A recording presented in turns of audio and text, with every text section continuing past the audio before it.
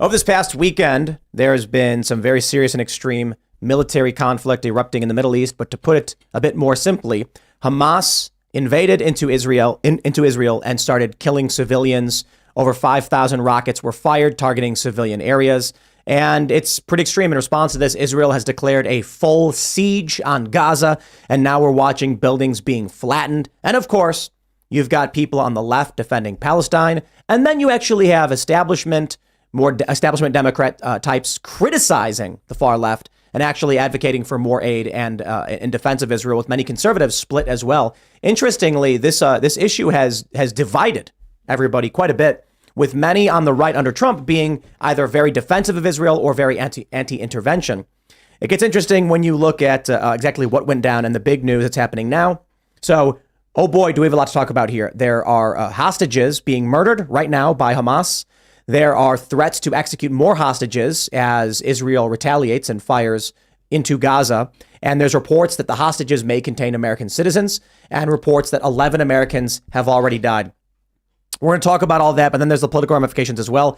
Additionally, RFK Jr. announced today that he will be running as an independent. I believe, based on everything we've seen, there's good reason to believe this will hurt Democrats, especially considering RFK's speech was very woke, celebrating Indigenous Peoples Day, which is apparently today. I guess it's Christopher Columbus Day, and it's a bank holiday. But we're going to get into all that. Before we get started today, my friends, head over to safeandreadymeals.com. Safeandreadymeals.com is where you can get emergency food supplies that last up to 25 years. Head over there now. Stays fresh up to 25 years. Top quality freeze-dried foods. This stuff, here's how it works. You get a bunch of these little bags. You pour hot water in it. It's that simple. Now, I don't normally, and I typically don't shout out Safe and Ready Meals, but I think considering what we're seeing right now, a lot of people have in their minds being prepared. I love that word. It's serious. Look, I don't know where this goes. We've got war in Eastern Europe. We now have one of the most serious escalations happening in the Middle East. All I can tell you right now is sometimes it rains, right? When you're going to a website like safeandreadymeals.com to buy emergency food supplies, it's not just about the apocalypse or anything like that. That's extreme, and we don't know what's going to happen. But sometimes it rains, sometimes there are floods, and you never know when you're going to need food. You got a first aid kit, right? Well, you should have some food and supplies. So shout outs, safeandreadymeals.com, supporting the show. I haven't shouted them out in a very, very long time, but I think considering everything we're seeing, I really just want you all to be self-sufficient. And when you buy from safeandreadymeals.com, you're supporting the show. So check that out. Also, check out castbrew.com. We've got the limited edition Re-Rise with Roberto Jr. coming out for this Halloween. Not available just yet. And head over to timcast.com, click join us, become a member to support our work directly. We're going to have a members only uncensored show coming up for you at 10 p.m. tonight. This is going to be interesting. A lot of really serious breaking news going on right now, and a lot to break down in history and politics. So smash that like button, subscribe to this channel, share the show with your friends. Joining us tonight to talk about this and so much more is James Bacon. Hi, Tim. It's James Bacon, former special assistant to President Trump and director of operations for presidential personnel in the Trump White House. Happy to be here. Right on. Thanks for coming. We got Hannah Claire hanging out. Yeah, hi. I'm Hannah Claire Brimlow. I'm a writer for Timcast.com. You should follow at Timcast News on all the social media platforms. And Ian's here too. Hi, everyone. Thank you guys for coming out to Miami on Friday. We had an incredible event in Miami. Patrick Bet-David, Matt Gates, James O'Keefe, Tim, Luke, and I were all there on stage. I mean, Hannah Claire, you were there too. The whole gang was there. It was great to see you guys before the show, some of you guys after the show. And today I did something I'd never done before. I prayed to Jesus. I've never done this before. I've always prayed to God. So I decided to communicate with Jesus directly, and I said, please help me. And he told me to tell them. So I'm telling you, I did it. Well, there you go. Yeah, thanks. Thank you. It was still kind of hazy, anyway, let's get down with the show. Serge, talk to me. Yo, yeah, pleasure being in Miami. It's fun. Funny how the world kind of went to hell when we were gone. But yeah, I'm Serge.com. Let's get ready. Here's a story from the Wall Street Journal, the latest. I'm sure many of you have heard about what's been going on between Israel and Palestine. Hamas threatens to execute Israelis in response to bombing of Gaza. We have an image here. Shocking image. Flames and smoke billow during Israeli strikes in Gaza on Monday. These photos are absolutely crazy. There's videos now emerging from Gaza as Israel retaliates over the killing of civilians. I believe it is estimated at 900 plus dead. The number is probably higher now. I think it's 1,100 now. 1,100. I'd seen something similar. So, of course, there's going to be retaliation. The Wall Street Journal says Hamas on Monday threatened to execute Israeli hostages if Israel continues to bombard civilian homes in Gaza without warning. From this hour on, we announced that any targeting of civilian homes without advanced warning will be met regrettably with the execution of one of the enemy civilian hostages we hold. And we'll be forced to broadcast this, says Abu Obaida, the spokesman for Hamas's military wing, Al-Qassam Brigades, in remarks broadcast on pan-Arab channel Al Jazeera. The enemy does not understand the language of humanity and morals, and we will address him in the language he knows. We hold the occupation responsible for this decision in front of the world. I'm sorry. I mean, it's plain as day. These are not secrets. This is not someone, this is not a fake video produced. This is a human being saying, yes, we stormed into the civilian areas, kidnapped and captured civilians that we consider enemies, and that they're now saying they intend to kill. Okay, this argument about freedom fighters or whatever, that doesn't fly. I'm not going to bite. You want to come at me and talk about war and history and Israel and occupation? Let's have a conversation. We can talk about the West Bank. We can talk about people going to the West Bank and bulldozing homes or seizing property. All of that stuff. We can have a conversation. But this right here, there's zero justification. There are people right now in New York, or I shouldn't say right now, but probably right now, over this past weekend, celebrating the killing of civilians.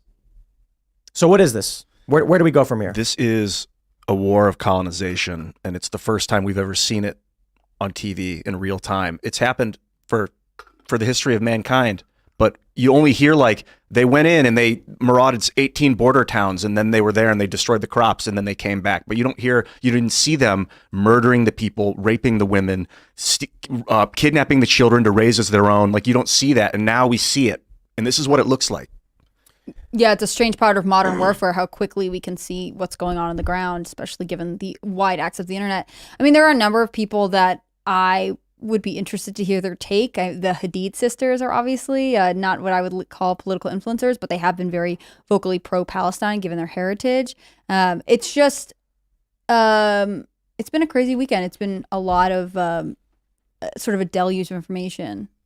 And I don't know what's real and what's not. Yeah. That's part of why. This is an opportunity to speak scientifically on what I've seen over the weekend, I suppose. What I find really fascinating about this is that you have far leftists, and what do you call this? I don't even know what you'd call the faction of anti-Semitic or anti-Israel. I'm not saying they're literally the same thing. There's people who hate Jewish people who hate Israel, or let's try and tone it down as much as possible. There are people who reject the idea of Israel, who are more nationalist. And then there are white nationalists. They're aligned in this regard with the far left completely. Not in the sense of like pro-Palestine, but in opposition to Israel as a state. And it's just a very, very weird circumstance to see prominent conservatives now completely in agreement with the Democrats. Surprisingly, it's like all of a sudden like, whoa, it's just mishing and mashing everything up.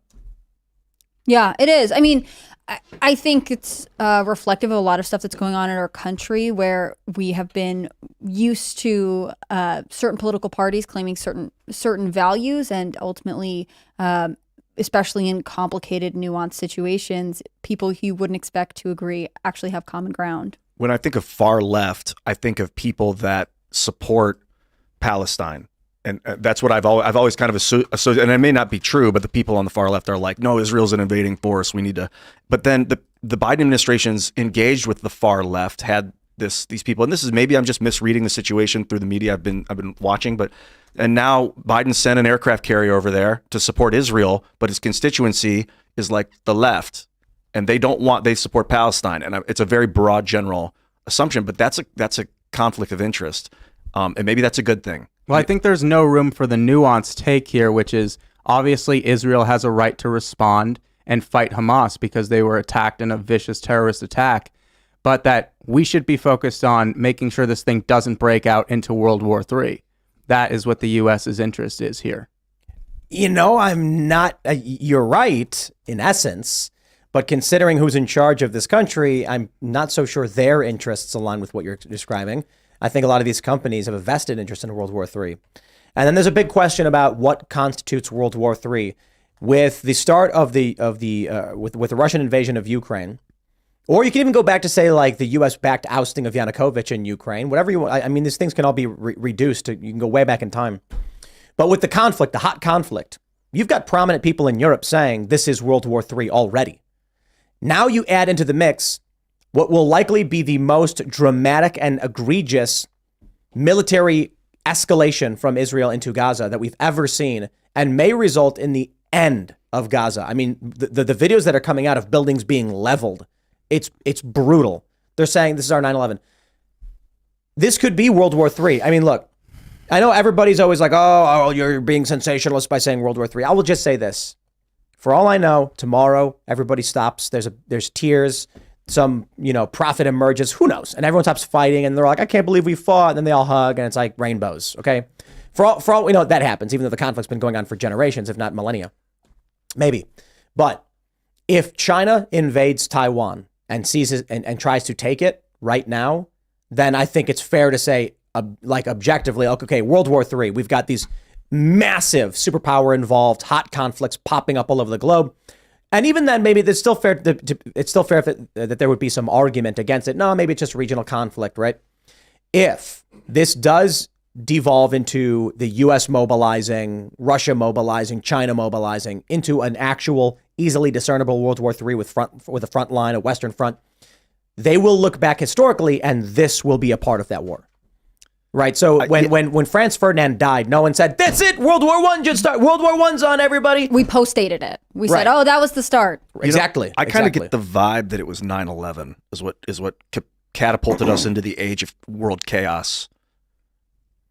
I don't know. Look, there was Desert Storm. There's a whole bunch of conflicts between the U.S. and other countries, and it never ended. I mean, during the Cold War, we had a whole bunch of wars and conflict. Mm-hmm. It's not stopped. There was a period where it was a little quieter, but there was still Afghanistan and Iraq. And World War I and II was like the same war. There's that interwar period where Germany was just seething because part of the country had been stripped away and given to Poland, and those native Germans that were now under the control of the Poles were being executed and genocided, and the Germans were like, casus belli for war. We need to take our land back. And it was just like one big war with like 10 years of like quiet time. Yeah. And but that's probably true of all conflict in world history of all time, right? Like we say a war ends, but does it really? Because the fallout is what sets up the next one. I mean, that's going to be true. That's obviously, true now. It's true now. This is how we got here. And it's also will be true forever, right? I love the idea that we live in peace, but ultimately someone is a loser when you live in peace. There's always going to be tension. There's one of the arguments they're putting forward right now is that 75 years ago, Israel seized Israeli militants and militias seized land from Palestinians. It's like, okay, I get it. People were kicked out of their homes 75 years ago. I don't see how that justifies kidnapping and murdering Germans. Like that. There's that video going around of that tattoo artist who was dancing at the festival. And there are people in New York celebrating that hipsters at a festival got taken. And the guy laughs and says, I'm sure they're doing fine now. He knows they were all murdered. They were all murdered. Their dead bodies paraded around. Dude, you want to talk about war and conflict, fine. But like, if they were really trying to say like, take back their homes or tear down the fences of an open air prison, which by all means, make all these arguments. I don't see how they're like, we've escaped the prison. Quick, go kill civilians. Like, imagine there's a dude who claims he was wrongfully jailed and he's in prison. And he's like, I shouldn't be here. I'm innocent. I was forced in here by corruption and tyranny. I'm a political prisoner. And then he breaks out and then he runs straight for some 20-year-old woman and just beats her to death. You'd be like, no. Dude, you should have been in prison. I think that the majority, probably a grand majority of the people in Palestine and in Gaza, whatever you want to call it, they call it, some people call it Gaza, some people call it Palestine, whatever. No, Gaza is the strip. It's what's left over of Palestine, basically. And the West Bank as well as Palestine. So they're not violent. They're just stuck and they're trying to live. But then there's a very angry small group of militant activists, Hamas and others, that are willing to kill and are creating a situation where these civilians are now in the line of fire. It's true for a lot of civilians. There are a lot of programs that try to bring aid to the Gaza Strip. I remember it's a really, really crazy thing when I went to Israel and I was in Tel Aviv. And I know people who were involved in skateboard projects in Gaza, and people skate in Gaza. And I'm talking to this Israeli person about, it was really cool to see in the United States a Palestinian from Gaza who made it to the U.S. and was skateboarding with an Israeli, and they're like high-fiving and fist bumping, being like, if only we could find this kind of peace. And then the Israeli guy goes, no, they don't skateboard. And I was like, what? Yes, they do. There's like skate parks in Gaza. I'm like, no, there's not. And I was like, yeah, there is. Google it right now. I'll pull the video up for you. You're Like, being no, gaslit. no. I'm just like, do you genuinely think that's not true? Like, and I think the issue is that for a lot of these more liberal-minded, like this German citizen who was reportedly killed was a German national, but also dual citizen Israeli, conscientious objector and pacifist. And it's these people who are raised in this leftist mindset, liberal mindset of world peace. And perhaps they saw one of these videos of this dude from Palestine fist bumping a guy from Israel. Of course, Palestinians got really mad about that. But the dude's in America and he's like, I just want to skate, man. Leave me alone. Like, they don't care about anything else. And I've also heard the inverse too. But they see stories like this and like, we can't have peace. And then like, I'll say it again, like, call it an open air prison. That's fine. I got no argument. Like, let's have an argument. We'll talk about it, whatever. You can call it what you want. But if you're going to make the argument that they're trying to break free, then they just run out and start killing people. And the woman who got killed was this pacifist. It's like, well, I was a cold, hard lesson in gun control and peace. When there are people who believe that you as a civilian and a tourist are an evil that needs to be purged, there's no negotiating.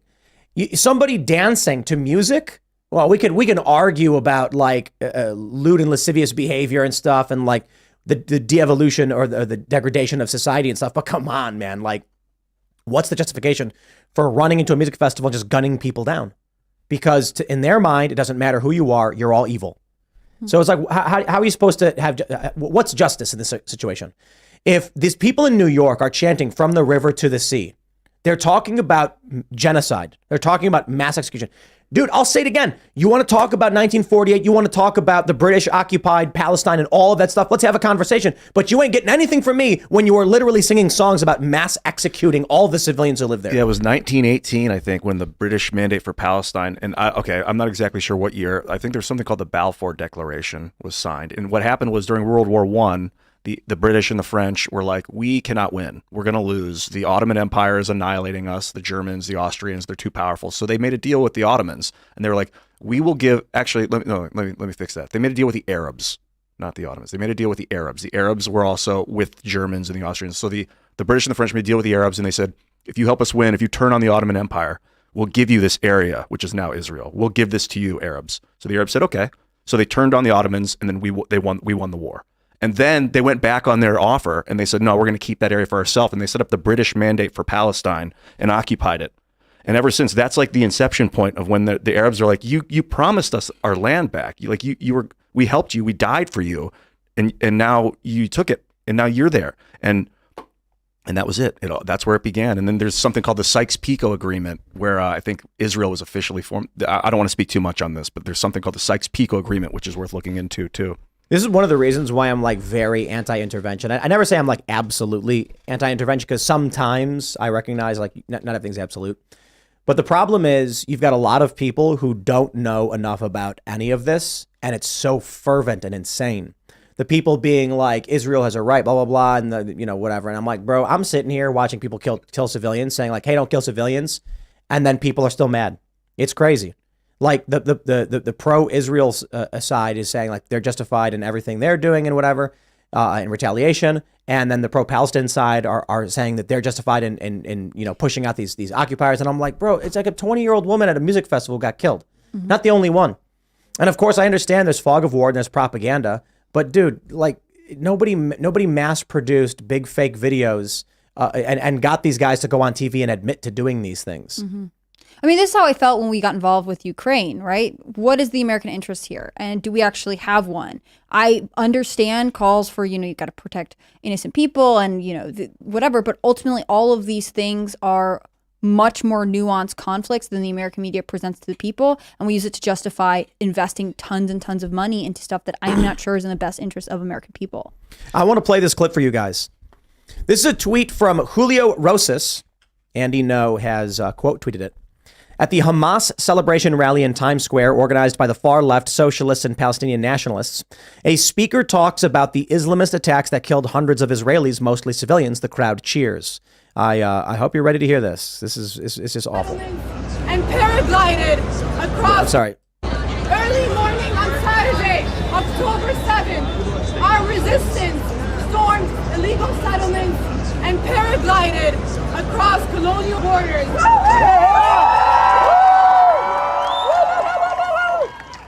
Into the largest military base around Gaza, Karim Abu Salim. All right. In this operation, Al-Aqsa flood, Sister, are you part of the the organizers? resistance fires more than 5,000 rockets. Wait for it. South, reaching Tel Aviv. Do you hear that? Reaching Tel Aviv. Reaching Tel Aviv. Okay. In a conflict, let's say you're in a prison.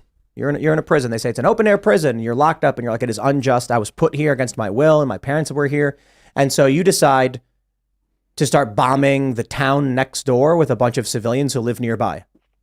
I just, It's like, you're not breaking out. You're not. It's like a sally out kind of. If you're in a siege situation and you're the one that's under siege, sometimes they'll sally out and try and cause havoc in the enemy camp, the enemy siege camp, and then come back and kill as much and destroy as much as they can. And that's kind of what this was a Well, sally out. imagine if they didn't kill a bunch of civilians, targeted the military only, and were seen on video clearing civilians out and telling them to get back, and then issued a statement saying, you know, our issue is with the occupying force of the Israeli government who have oppressed and suppressed us. We will take every effort to protect the lives of civilians. That's not what they're doing. They're outright saying, in quotes, they will execute civilians to get what they want. Bro, there is evil in this world. It's not tactically smart from their standpoint either, because now there's justification for them being completely wiped out. Yep. Yeah. So This video in particular just reminds me of Pavlov's dog, right?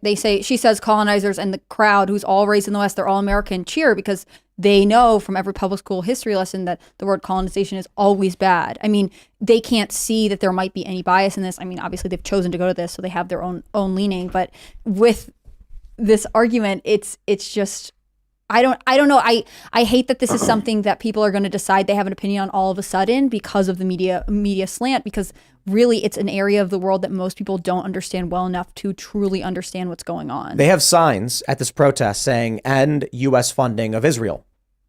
Many of the people who are arguing that we not fund Israel, it's not a principled argument about America first and saving the American people. It is them secretly trying to get Israel to be in a weakened position so that they can start genociding people. That's it. Look, I'm not saying that Israelis like Palestinians. I'm not saying that at all. I'm saying these people here are referring to Hamas as their fighters.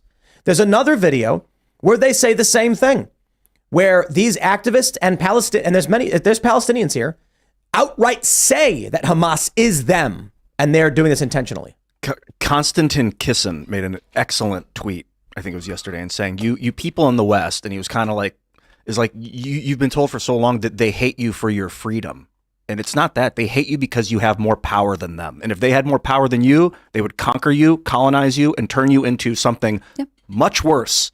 So get your head straight. And I've been so anti-war, I put it in quotes, but like for 20 years, like, no, don't. But like, I can only fathom what would happen if the United States was taken over by marauders or barbarians that would rape and kill. Like that would be... It's unconscionable. We cannot allow that to happen. This is the far left. The Democratic Socialists of America promoted this rally. And at this rally, they celebrated the targeting of civilians. Ocasio-Cortez is a card-carrying member of the Democratic Socialists of America. Has she spoken up about it? I don't think so, other than the squad called for a ceasefire, which is look, man, yes, okay, we don't want any more fighting, but you are hard-pressed to be like, hey, we stormed in, killed a bunch of civilians, took a bunch of hostages, now ceasefire. It just seems like arrogance on their part, right? Well, we called for it here in America, so you guys should stop. I think they thought, the Hamas perhaps thought that taking the hostages would prevent any kind of retaliation, and they miscalculated. And then when the bombs started dropping in Gaza, they were like, we need to stop this right now. Why would it stop retaliation? No, they're saying they're gonna execute the civilians in response to now the bombs. But I think they thought that if they took the civilians, a lot of captives, then they'd have some time. No, I disagree. Really? The Al-Qassam Brigade sets up rocket depots in hospitals and schools and residential areas on purpose to force Israel to strike civilian targets and then complain that they're striking civilian targets. The argument from many of the pro-Palestine side is, where should their resistance fighters set up at all? Because there's no military bases there. And where do the people go? What do we do? Do we take them in as refugees into the United States? No. Well, a lot of people are saying expect to see, millions of refugees now. And this is another thing which maybe we'll touch on. You talk about an open border, hundreds of thousands of people coming across. How many of those people are like sleeper cell? Yes, Hamas it's a serious concern, right? going This to is Atlanta. true of all kinds of things. Saying you're a refugee doesn't necessarily mean, and that's terrible because there are people in awful positions who do need support and help. But opening every border in the U.S. because we've decided to get involved in wars that we are ultimately not sure how we're going to end anyways is sort of not the solution, right? We're creating more problems for everyone all the time. It is one of the reasons that you have to be so critical of the Biden administration, which is that they were not proactive on the border the way they should have been, and they have also been club-footed when it comes to international diplomacy. They have not put America in a strong position, so we're actually, in my opinion, not a very strong position to help anyone in any way. So there are a lot of reasons for this, and I'm not trying to put anyone on the spot. It's not a rhetorical question. It's a little question for you guys. For what reason is the U.S. providing military funding to Israel? To protect the Suez Canal. It just depends on how you're looking at it. Well, that's Egypt, though. That's the Sinai Peninsula. Yeah, but Israel's got warplanes, and Egypt's also on our side. Our side. It's on the Right, side. but Israel is not on. The Suez is controlled by Egypt. Shipping maybe, but well, I mean, Shipping? it kind of guards the Suez. It's not obviously the Suez is in Egypt. Yeah, It's on the so the Sinai Peninsula is where the Suez is, and then you have Israel further east of there. So perhaps there's a strategic military, point because it gives them the eastern side of the Suez. yeah. I suppose. It always was too, because the Romans would sail over there. Well, they would do it through Egypt, but then they would pick their boats up and walk them across before the canal was ever built, and then put it back down and then sail to India. I mean, that it probably is the most logical reason. The control of canals is massive. I mean, right now we're looking. The conflict in Ukraine has a lot to do with the Bosphorus.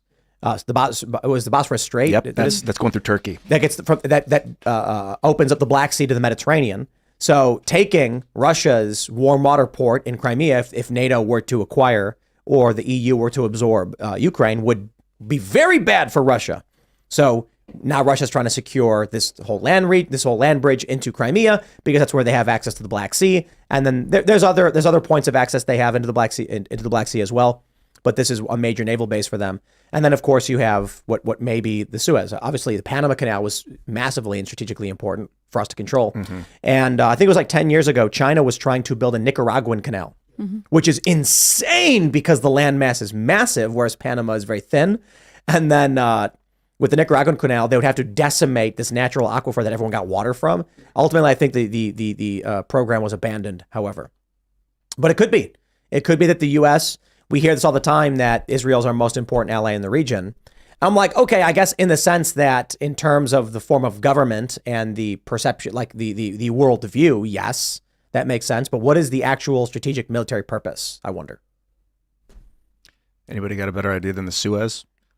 I mean, that's what I would say. I mean, I think ultimately America thinks of itself as historically Israel's ally, and so it feels the need to intervene. It's a question that I think everyone should ask themselves, like, what really is the strategic purpose of getting involved at this point?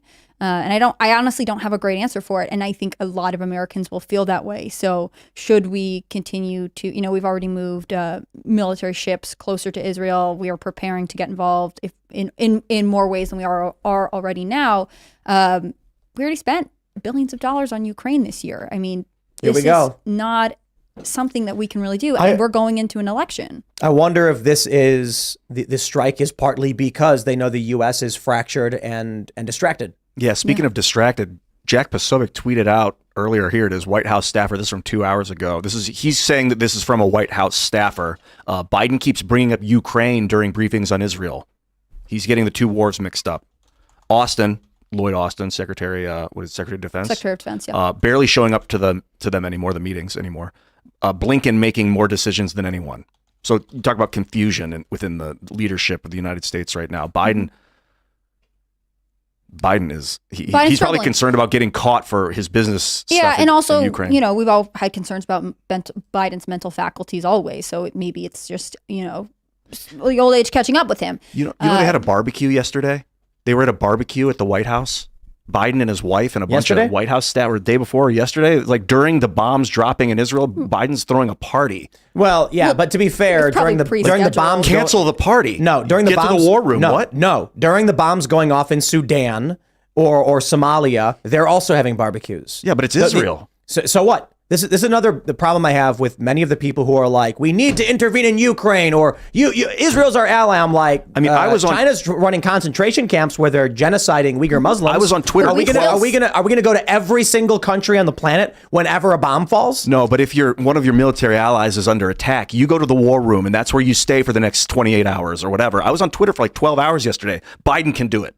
He should be. He's our commander. He's a military commander. When bombs drop, commander, go to war room. Considering, and I accept this, considering the severity of the escalation, yes, I agree that he should have been. But it does frustrate me that the news goes nuts when like Ukraine goes off. And I'm like, a border dispute with Russia and a neighboring nation? Why do I care? Why aren't we talking about what's going on in, say, these African nations? Or in Sudan. Azerbaijan with the Armenians. I mean, Hey, there you go. We didn't intervene with the IRA, but way back in the day, there has always been a stance that we pick and choose. And I'm glad that you brought up the Uyghur Muslims, because we still sent our Olympic team. We made a big show of saying we're not going to send any of our officials or diplomats, yet we still went with it. I mean, the double standard for what we are allowed to be outraged on humanitarian platforms, it's just ridiculous. And I think ultimately we know that this is not based on any sort of bleeding heart dedication to anything. It's always about something strategic and powerful.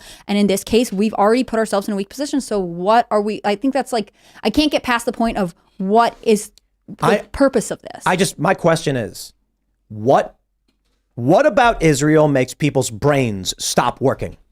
No question. I think it's just like what like because of religion, because of Judaism. They feel so connected to the land itself. I'm not talking about people who are Jewish or Israeli. I'm talking about right now on Twitter. Right now, even in our chats, there are people whose like brains shut off the moment the subject of Israel comes up. They stop listening to arguments. When it comes to Ukraine, you can have a rational conversation about intervention. Israel happens and it's just like hyper polarized. No matter what you say, you're wrong. No matter what you say, you're right. It's just there's no rational thought whatsoever. It's the most annoying thing in the world. I used to have a chat server, and the most annoying thing in the world was people always tried to make Israel a subject, like to talk about it when it was not even in the news. Whatever it is, there are places in the world right now where there are tribal factions locking up, oppressing, beating, and murdering other factions. There are China, for instance, but for some reason it's Israel. It's so annoying. I'm like, hey, okay, let's like check out the history of what's going on, and they're like, the people right now. The conspiracy theory is that Israel knew it was going to happen and let it happen so they could justify flattening Gaza. And it's just like, okay, dude. Yeah, I heard at any point, everyone is just going to choose what they want to be the reality. Yeah. Okay? There are videos of thing happening. If you're going to make the assumptions that Israel knew, there's a report saying Egypt warned them of something big 10 days ago. That doesn't mean anything. Saying, hey, something's coming, watch out, something big. What are they going to act on that? Okay, I guess we'll secure something or whatever. We'll look for something big. But people just lose their minds. And we've had people on this show where they just get really, really, really angry at the subject and start ranting about it. And I'm like, what is up with people, dude? Certainly World War II, the way Hitler exterminated 6 million, according to historical records, of Jewish people, has caused an emotional attachment to just the entire concept of Judaism and extermination of humanity. So that's a big part of it. It's like never again kind of mentality. Like I can't even go there. I can't even consider that. And it's like because it happened. And honestly, the Jewish population has been, for whatever reason, persecuted throughout history in different countries. I think in England, they were actually kicked out of the country by one of the kings of England at one point, just completely tossed out because of their, I don't know, bank. What was it? It has to do with usury and the fact that they allow usury within it. But it's a whole other thing. Well, let's jump to more American domestic politics in relation to this. We have this from firstpost.com. Did the weapons Hamas used against Israel come from Ukraine or Afghanistan, asks U.S. Congresswoman. Marjorie Taylor Greene says, we need to work with Israel to track serial numbers on any U.S. weapons used by Hamas against Israel. Did they come from Afghanistan? Did they come from Ukraine? Highly likely the answer is both. I don't completely disagree. I mean, I don't know for sure. What we need is evidence. But we have this from Jim Ferguson on Twitter. Jim Ferguson, UK. He is former parliamentary candidate with the Brexit Party in Barnsley, reporting, breaking news, Israel, U.S. weapons left behind in Afghanistan used to attack Israel. A high-ranking Israel Defense Forces commander said U.S. weapons left in Afghanistan by the Biden administration were found in the hands of Palestinian groups active in the Gaza Strip. The chaos that erupted after the U.S. scrambled to evacuate Afghanistan, as ordered by Biden, and the significant amount of weapons and equipment left behind there has now been used to attack Israel, a close ally of the U.S. Biden is incapable of leadership and a total embarrassment on the world stage. I don't know that any of this is confirmed, right? We have this link. I wonder if it works. This is Homage News. I don't know what this source is. Take these things with a grain of salt. This is a story from June 18th, 2023. Weapons left by the U.S. in Afghanistan reached the hands of Palestinian militants, says Israel. And again, this is from June. So it may be the case. And I think it is fair to say, considering the Taliban's desire to support Gaza and the Palestinians, it makes sense that the weapons that they got control over would fall into the hands of the Palestinians. Now, the bigger picture, I suppose, is whether or not any of this is true.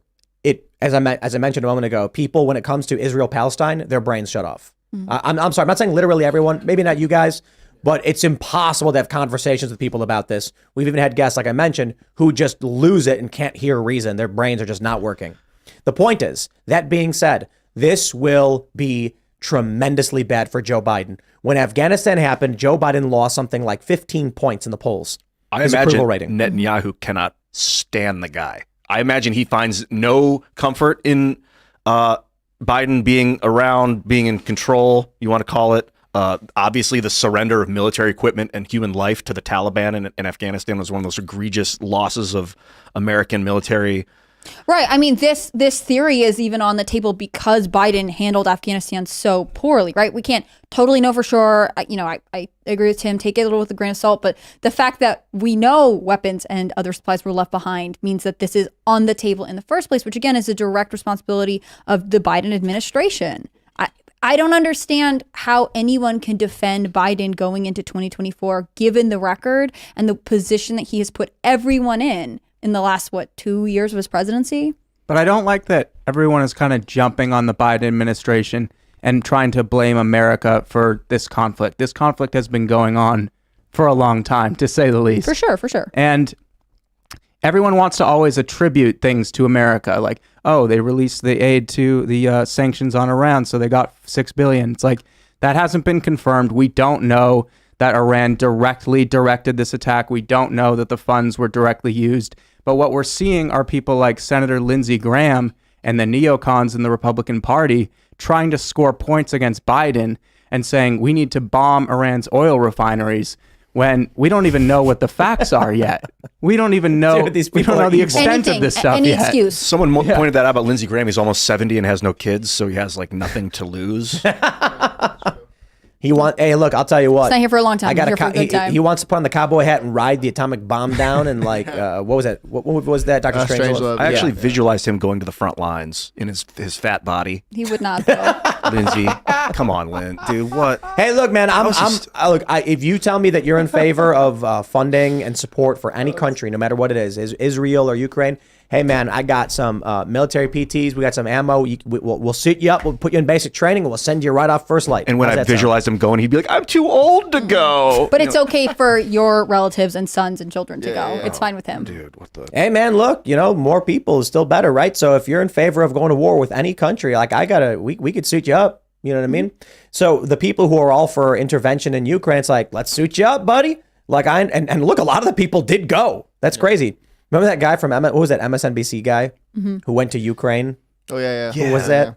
I don't remember who it was. Malcolm Nance. Oh yeah, Malcolm was. Either that fake video where he pointed and didn't he pretend that there was like an airstrike or something when there wasn't? No, there was like a you heard a sound of a jet or something or a bombing, and he's like 1, 2 bomb, 3 bombings. That's what's happening. It's like, oh, shut up, dude. Yeah, that was early But hey, on. look, man, at least he went there, I guess. It reminds me of that movie Edge of Tomorrow when they're like going to send Tom Cruise to the front line.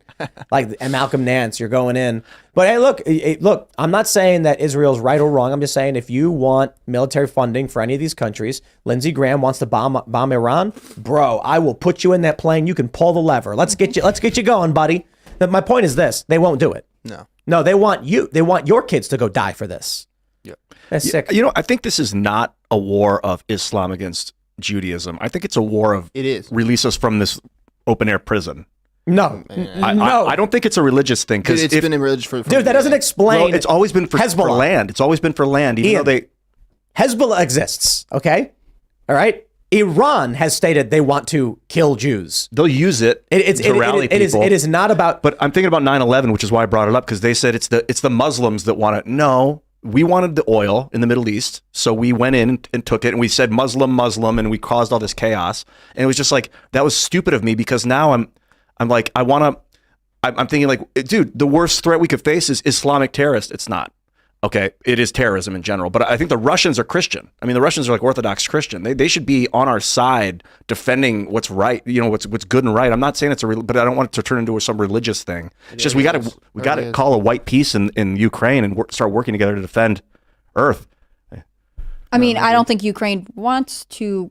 Ukraine and Russia have not successfully worked out a peace deal. I'll say that, and I think it would be impossible to say, okay, guys, we've got a new world conflict, so you guys just take a pause and we'll move on. I mean, what I'm waiting for next is anything to happen in Taiwan, because everyone can tell that we are on the brink of very serious chaos, and I think everyone knows the U.S. doesn't have strong leadership. I agree with your point. We can't blame the Biden administration for everything. There are lots of historical factors going in. I just know that in the last 3 years, we have not positioned ourselves the way I would like to be going into this kind of conflict. And there's a question about whether the leadership of the American federal government is best serving the American people. I can't say internationally what's going on. We can blame the Biden administration. Yeah. I mean, look, we can reduce any argument. We can go further and further back. What was the real cause of World War II? World War I. What was the real cause of World War I? Okay, fine. At a certain point, we talk about the actions here.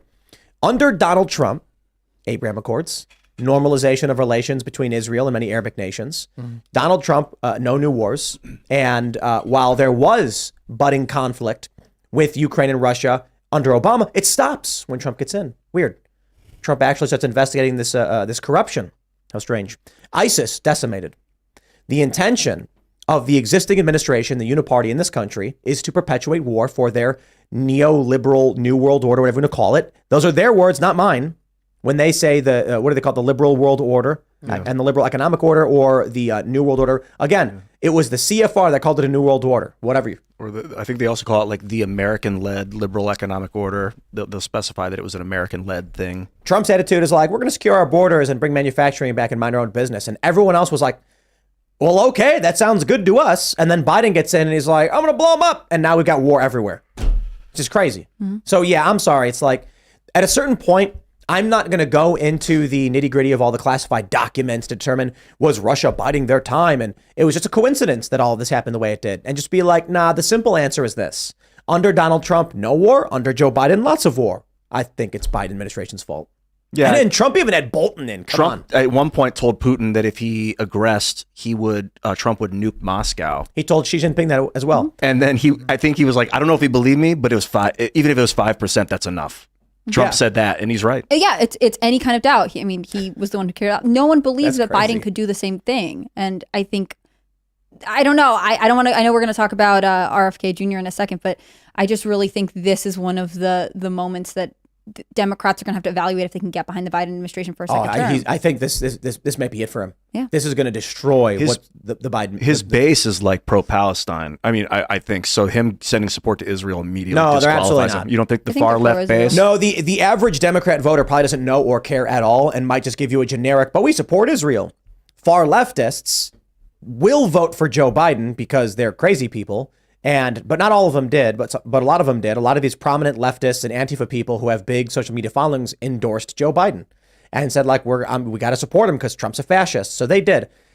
They support Palestine. But Joe Biden's actual voter base, which is the default liberal, is probably more aligned with Israel. The ignorant masses. Yeah, the ignorant masses, all they hear is Democrats saying, like, Israel's an ally. We must protect them. And they go, yeah. The far leftists are like Palestinians, from the river to sea, et cetera, et cetera. And then you have conservatives who understand quite a bit more and overtly support Israel. Not all of them, but a lot of them. And then you have libertarians who don't want us involved in any of it. That actually is not working for me anymore. I used to start to think along those lines of non-interventionism, but not anymore. Why? What changed? I thought a lot about World War II, and if we hadn't gotten involved in World War II, what would have happened? Hitler would have taken over the world. I really don't think so. I mean, he was about to. He took France. He took France in like 3 weeks. Taking over the world is a very, very bold and kind of crazy statement, considering he would have taken Europe. He would have taken Britain. He would have taken Europe. He would have taken Britain, and he would have murdered lots and lots of innocent people. Definitely. But the world is a bit much. Right now they're saying like Vladimir Putin's going to take Poland. I'm like, oh, shut up, come on. No way. Come on. Not gonna happen. No way.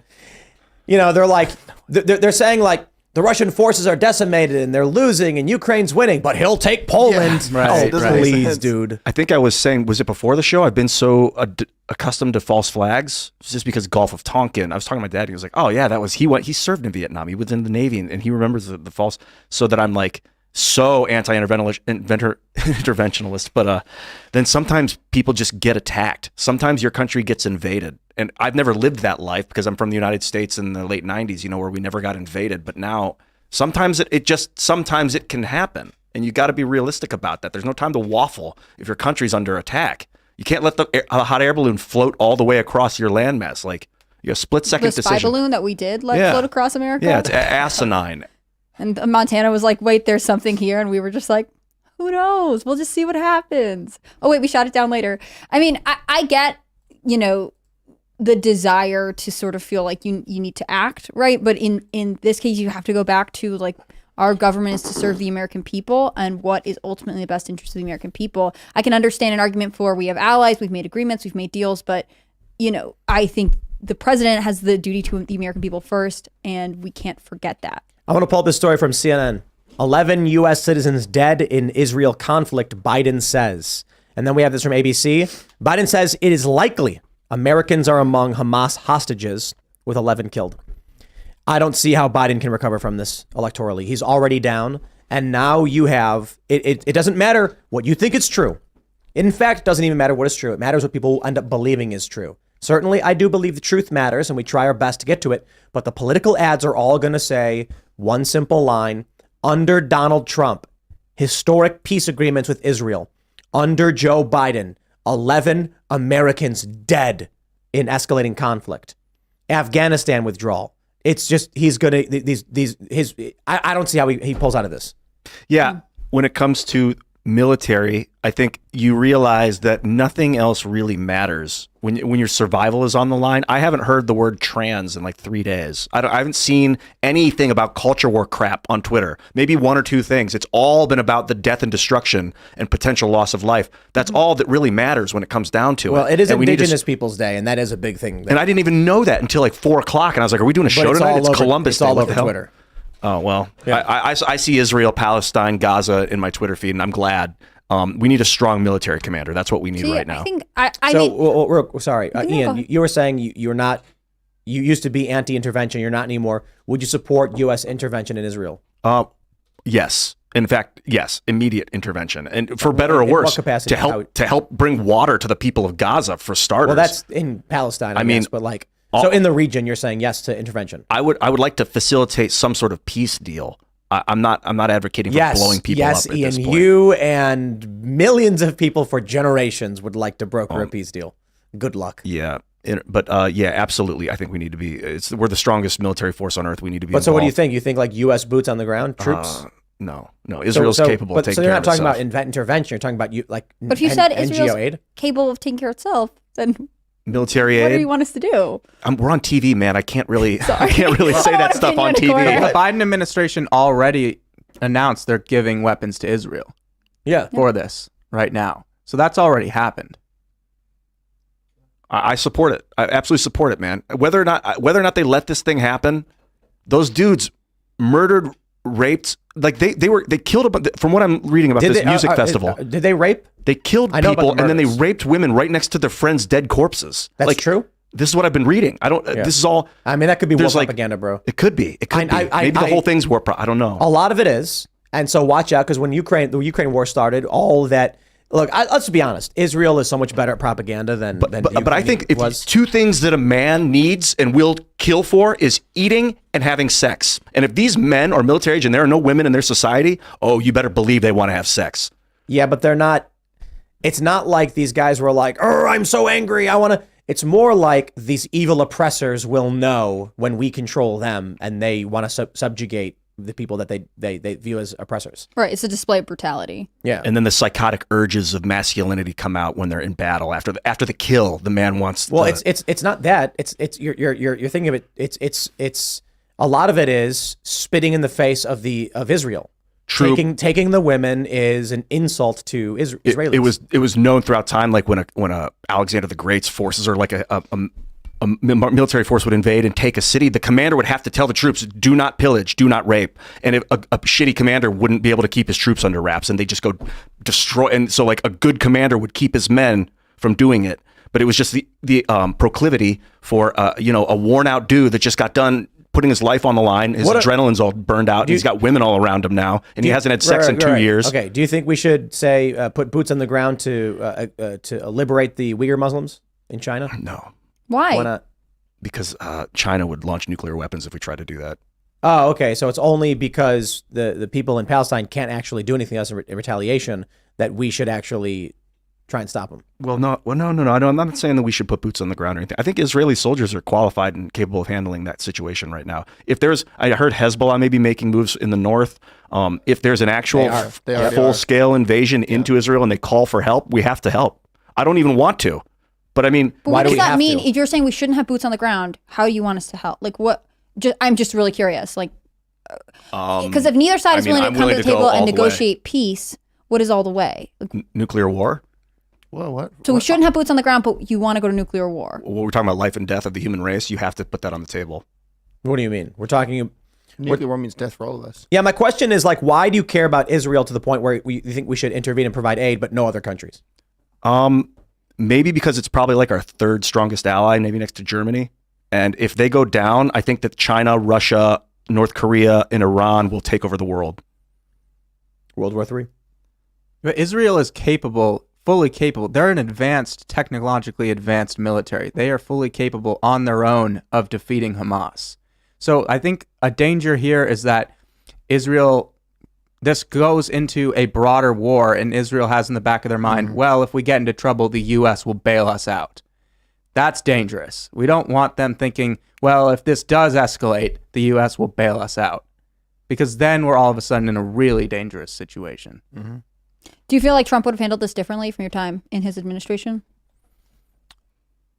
I don't know how he would be handling it. I think that Trump would fully support Israel's right to self-defense and fighting against Hamas and defeating them. But I think Trump is known for his restraint.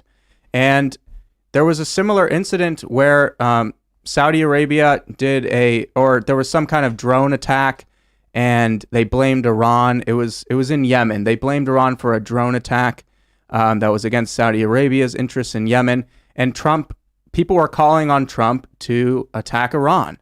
And Trump didn't go for it. He said, no, absolutely not. Like, this isn't our conflict. We're not getting involved in it. Well, he specifically said that the amount of people who would die in the retaliation strike was not worth it. It was not, what's the right word? Commensurate? Yeah, that's the right word. Not The worth opportunity cost was too great. it. Yeah, you could say that. It Too. wasn't, I can't think of the... Not opportunity cost. Commensurate? Is that what you're thinking of? Well, it was... Proportional? Proportional. There you go. It wasn't proportional. Yeah. The drone attack, killing hundreds of militants is way the harsh reality of war sometimes is you want a non-proportional response in order to make it all stop before it escalates. It's horrible to think this. Yeah, I've never that's the lived big like stick this. ethos. That was what a lot of Americans in World War II thought with the nuclear weapons. Like, I got stung by a wasp. Let's go find the wasp nest and annihilate it, kind of thing. Well, I mean, that's a little different. Similar. If people are getting stung by wasps, you probably want to get rid of the wasp's nest. You better. You don't just take out the few wasps that stung But you. we're not talking about... So that would be a proportional response. Right. Yeah. See, I mean, Ian, you what you're trying to say eradicate is, all of them if one of them stings you. Yeah, but what Right. you're arguing is a wasp stung you, so you brought a flamethrower and you wanted all the other wasps. I'm not gonna- I'm not gonna travel the earth to and kill you all the wanted wasps. other wasps to watch it happen, so that they would know not to sting you ever again. That's what you're saying. I don't want them to suffer. I just want to make it stop.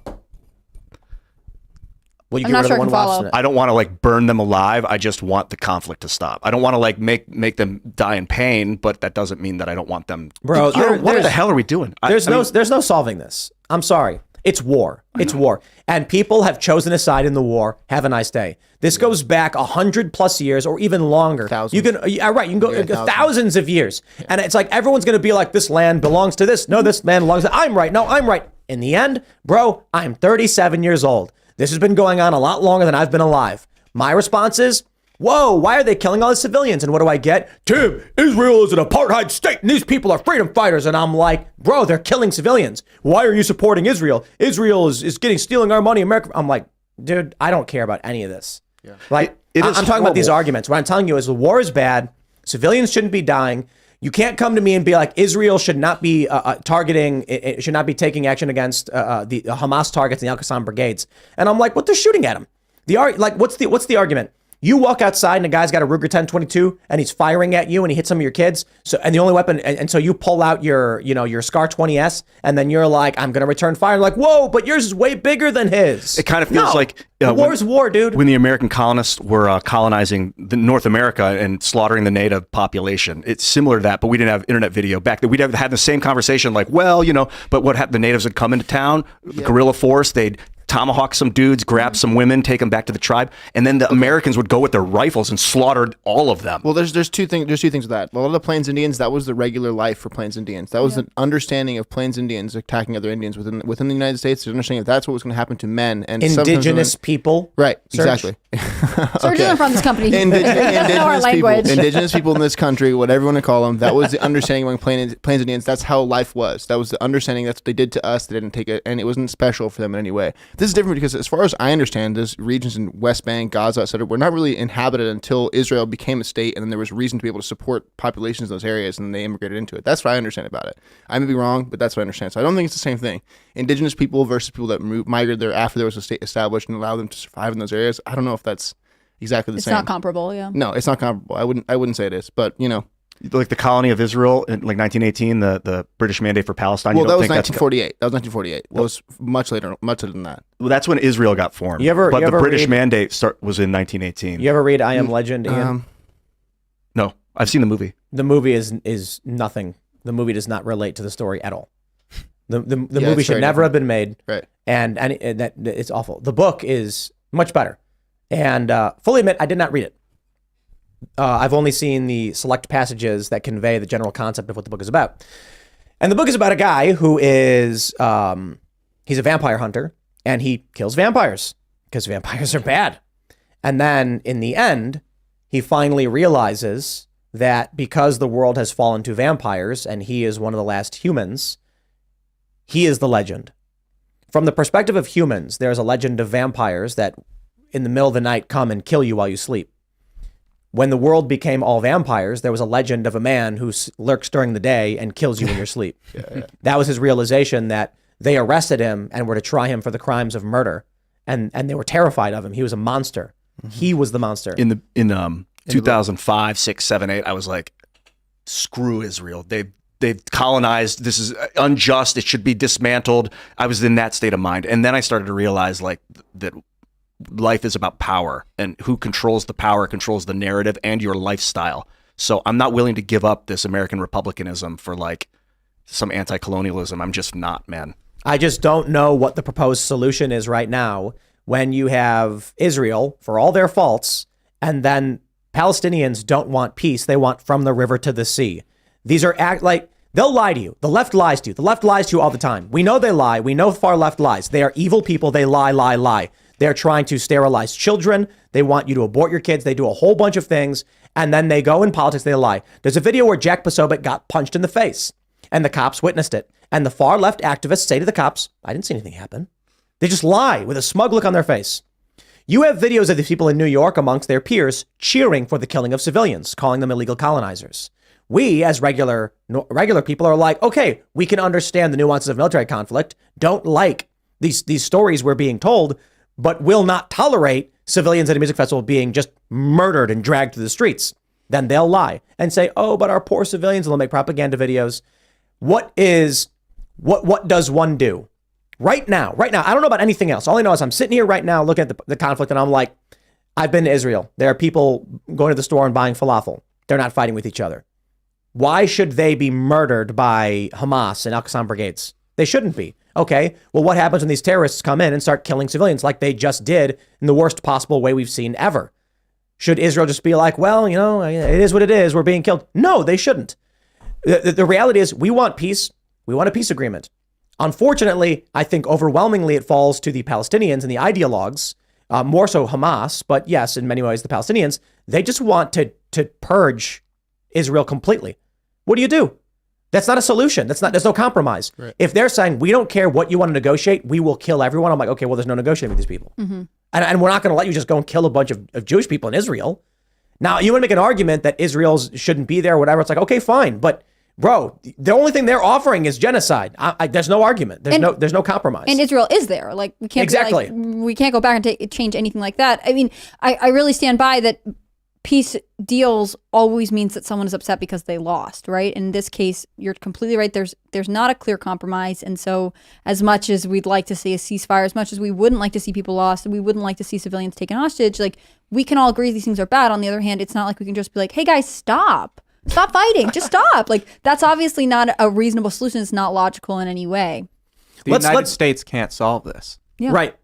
Exactly. And I don't know why it's insane to me that people are so fervent about it, because it's like, I got an idea. Let's secure our borders, bring manufacturing back to this country, get rid of these garbage international agreements like TPP, and make America great again. Mm-hmm. And then when people are like, "Did you hear about the conflict happening?" And no, I didn't, because I'm concerned about our borders, which are currently porous and have millions of people. Yeah, this is an example of one of Jesus's parables when he said, "Take the plank out of your own eye before you try and take the speck of dust out of your brother's eye or your friend or whatever. Like, clean yourself up." Nice one, dude. You got to clean your room. Yeah. Before you try and clean up the world. A Jordan Peterson parable. That's right. Here's the story from the Associated Press.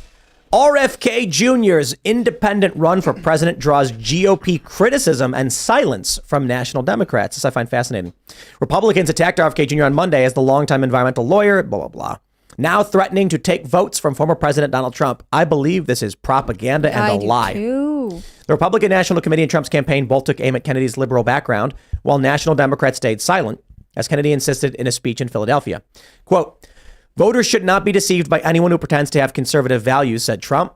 Spokesperson Stephen Chung in a statement, he labeled Kennedy's campaign nothing more than a vanity project for a liberal Kennedy looking to cash in on his family's name. It's really funny because Democrats are hurt by this, not Donald Trump.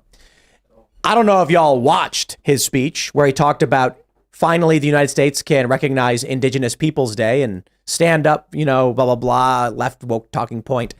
And said he wants to have a new declaration of independence from the corporations that are doing all these things. And I'm like, I don't see this guy pulling any Trump voters. He might. The crowd looked to be more liberal leaning and cheering for him saying Indigenous Peoples Day. I think this narrative of criticism from the GOP is because they're trying to keep Democrats unified and they want RFK to be seen as Trump. The way they stop RFK from pulling votes from Democrats is by convincing Democrats that RFK Jr. is a Trump supporter or a Trump in some way. Yeah, and he teed himself up to have this moment in his speech where he could have potentially really courted Trump voters, and then he let it go. I mean, he did say a lot of really interesting stuff along the way, and I thought it was perfectly fine. He said at one point, his big tenet was we need to give up our addiction to picking sides. And I thought that was a great sentiment, right? So many people don't want to hear anything. They know they're supposed to fall under a certain label or side of a certain party, so they just continue to agree with it no matter what. He was saying, for example, over the past 6 months, I've really started to listen to different people, and I've gone to the border, and I've talked to Border Patrol agents and migrants and people in the community, and I've really started to rethink my position on this. And then he moved on. He didn't say, so I would commit to building the wall, so I would commit to ending birthright citizenship. He didn't take any strong Republican talking points. He just continued to say, I'm flirting with the idea of perhaps being more serious about border control. If he really wanted to court Trump voters, he would have taken a strong stance on the border during the speech. I think that there are a lot of Democrats who are unhappy with Biden. He does not poll well. What is it? 60% think he's too old. And so even though think it's like 68. It's some ridiculous number. So ultimately, RFK is just needing to be different than Biden, and he is going to do that. Obviously, I mean, other than our scenario where he, collapsed on stage and Newsom takes over, we know the DNC would never let RFK be the front runner, and so the independent is the best way he can court voters at all, like Ross Perot. What do you think about him, James? I like RFK. I think he's run a great campaign, especially by saying he's going to focus on the deep state. His whole campaign has been about the deep state is unaccountable to the American people, and my number one priority is going to be fixing these government agencies like HHS that destroyed the country in 2020. So I think his campaign has been great. He may be playing to get more Democrat votes now, but I do think the effect would be to take more Republicans, or at least right-leaning independents. Why would a right-leaning independent vote for Kennedy? Because they see all his appearances on all these shows, which are overwhelmingly right-leaning, and he's speaking to I think he's speaking to right-leaning voters. He's anti-vax. His whole thing is opposing the COVID tyranny, opposing the deep state, and the left-wing media hasn't given him any oxygen, whereas the right-wing media has been giving him all his oxygen. But there are many people on the left who hated the lockdowns as well. But you're I don't just think saying as many. really- I don't think as many. you're just Sure, but I don't see that as being strong enough. If you come out in your announcement speech celebrating Indigenous Peoples Day, I'm not sure the anti-woke post-liberals are going to be like, that's my guy. I saw that and I cringed. Are you just saying he's more likely He's also anti-gun. to capture like the right-leaning centrists because that's the media he's in? So that's who's getting the eyeballs. That's like those are the people that happen to be seeing him. Exactly. I think that's what's fueling his campaign, or the right-leaning centrists, kind of the Joe Rogan listener crowd is what's fueling RFK's campaign. And the Republican nominee, if Trump wants to win in 2024, the key to victory is to get that crowd. See, I can see where you're coming from, but RFK has steadily gained among Democrats. I mean, he came out at 5%. He's almost up to 20% favorability among Democrats now. So as much as maybe there are a couple people who are excited about him, who are sort of moderate to, almost independent Republicans will say, I think there are more people who are discontented in his base that he will be able to pull away. The numbers aren't proportional. I think it will hurt Democrats more than I hope you guys Republicans. are right. And it'll be interesting to see what voters RFK targets now, and if he shifts the style of his campaign, like you just said, Tim, where maybe this is more a leftward shift. But that's always been his campaign. It's been conservatives that have been hooting and hollering because they like what he said about COVID, but they're ignoring everything else that he said. I mean, and a lot And of they never would have voted for him. a lot of He's gonna libertarians have come out and been like, the dude is anti-gun. He's like a liberal who just, his only position that aligns with conservatives is that he didn't like the COVID lockdown. But he's also been very critical of woke culture, cancel culture, and the far left. And I think the Republicans like him for that reason, too. He's kind of this symbol of, I'm a non-woke liberal. And Republicans love to jump on that. I just think that there are lots of moderates who lean left socially that also feel that way. I think we don't give enough credit to the fact that the DNC and the Biden administration have to court the middle ground when they have positioned themselves Robert F. Kennedy Jr. more and more towards the left. I think that he just needs to be not establishment Joe Biden DNC. I think that the Republicans have enough on the field where it's unlikely that you'll see tons of Republicans flocking to RFK because, he ultimately is an environmentalist lawyer. I mean, he's not someone that is going to capture people on their base. I think what I find most interesting about his shift towards being an independent candidate is what he said, which was that, it is painful for me to leave the party that my family's political legacy comes from. But I think it's so often that we see the media, obviously for in my opinion, biased reasons, focusing on fractures within the Republican Party that they gloss over the splintering that is going on among Democrats. And that's real. Right. It's documented even if the mainstream media, the AP News, doesn't want to talk about it. And Cornel West, who is more left-wing, is now also going to run as independent. Mm-hmm.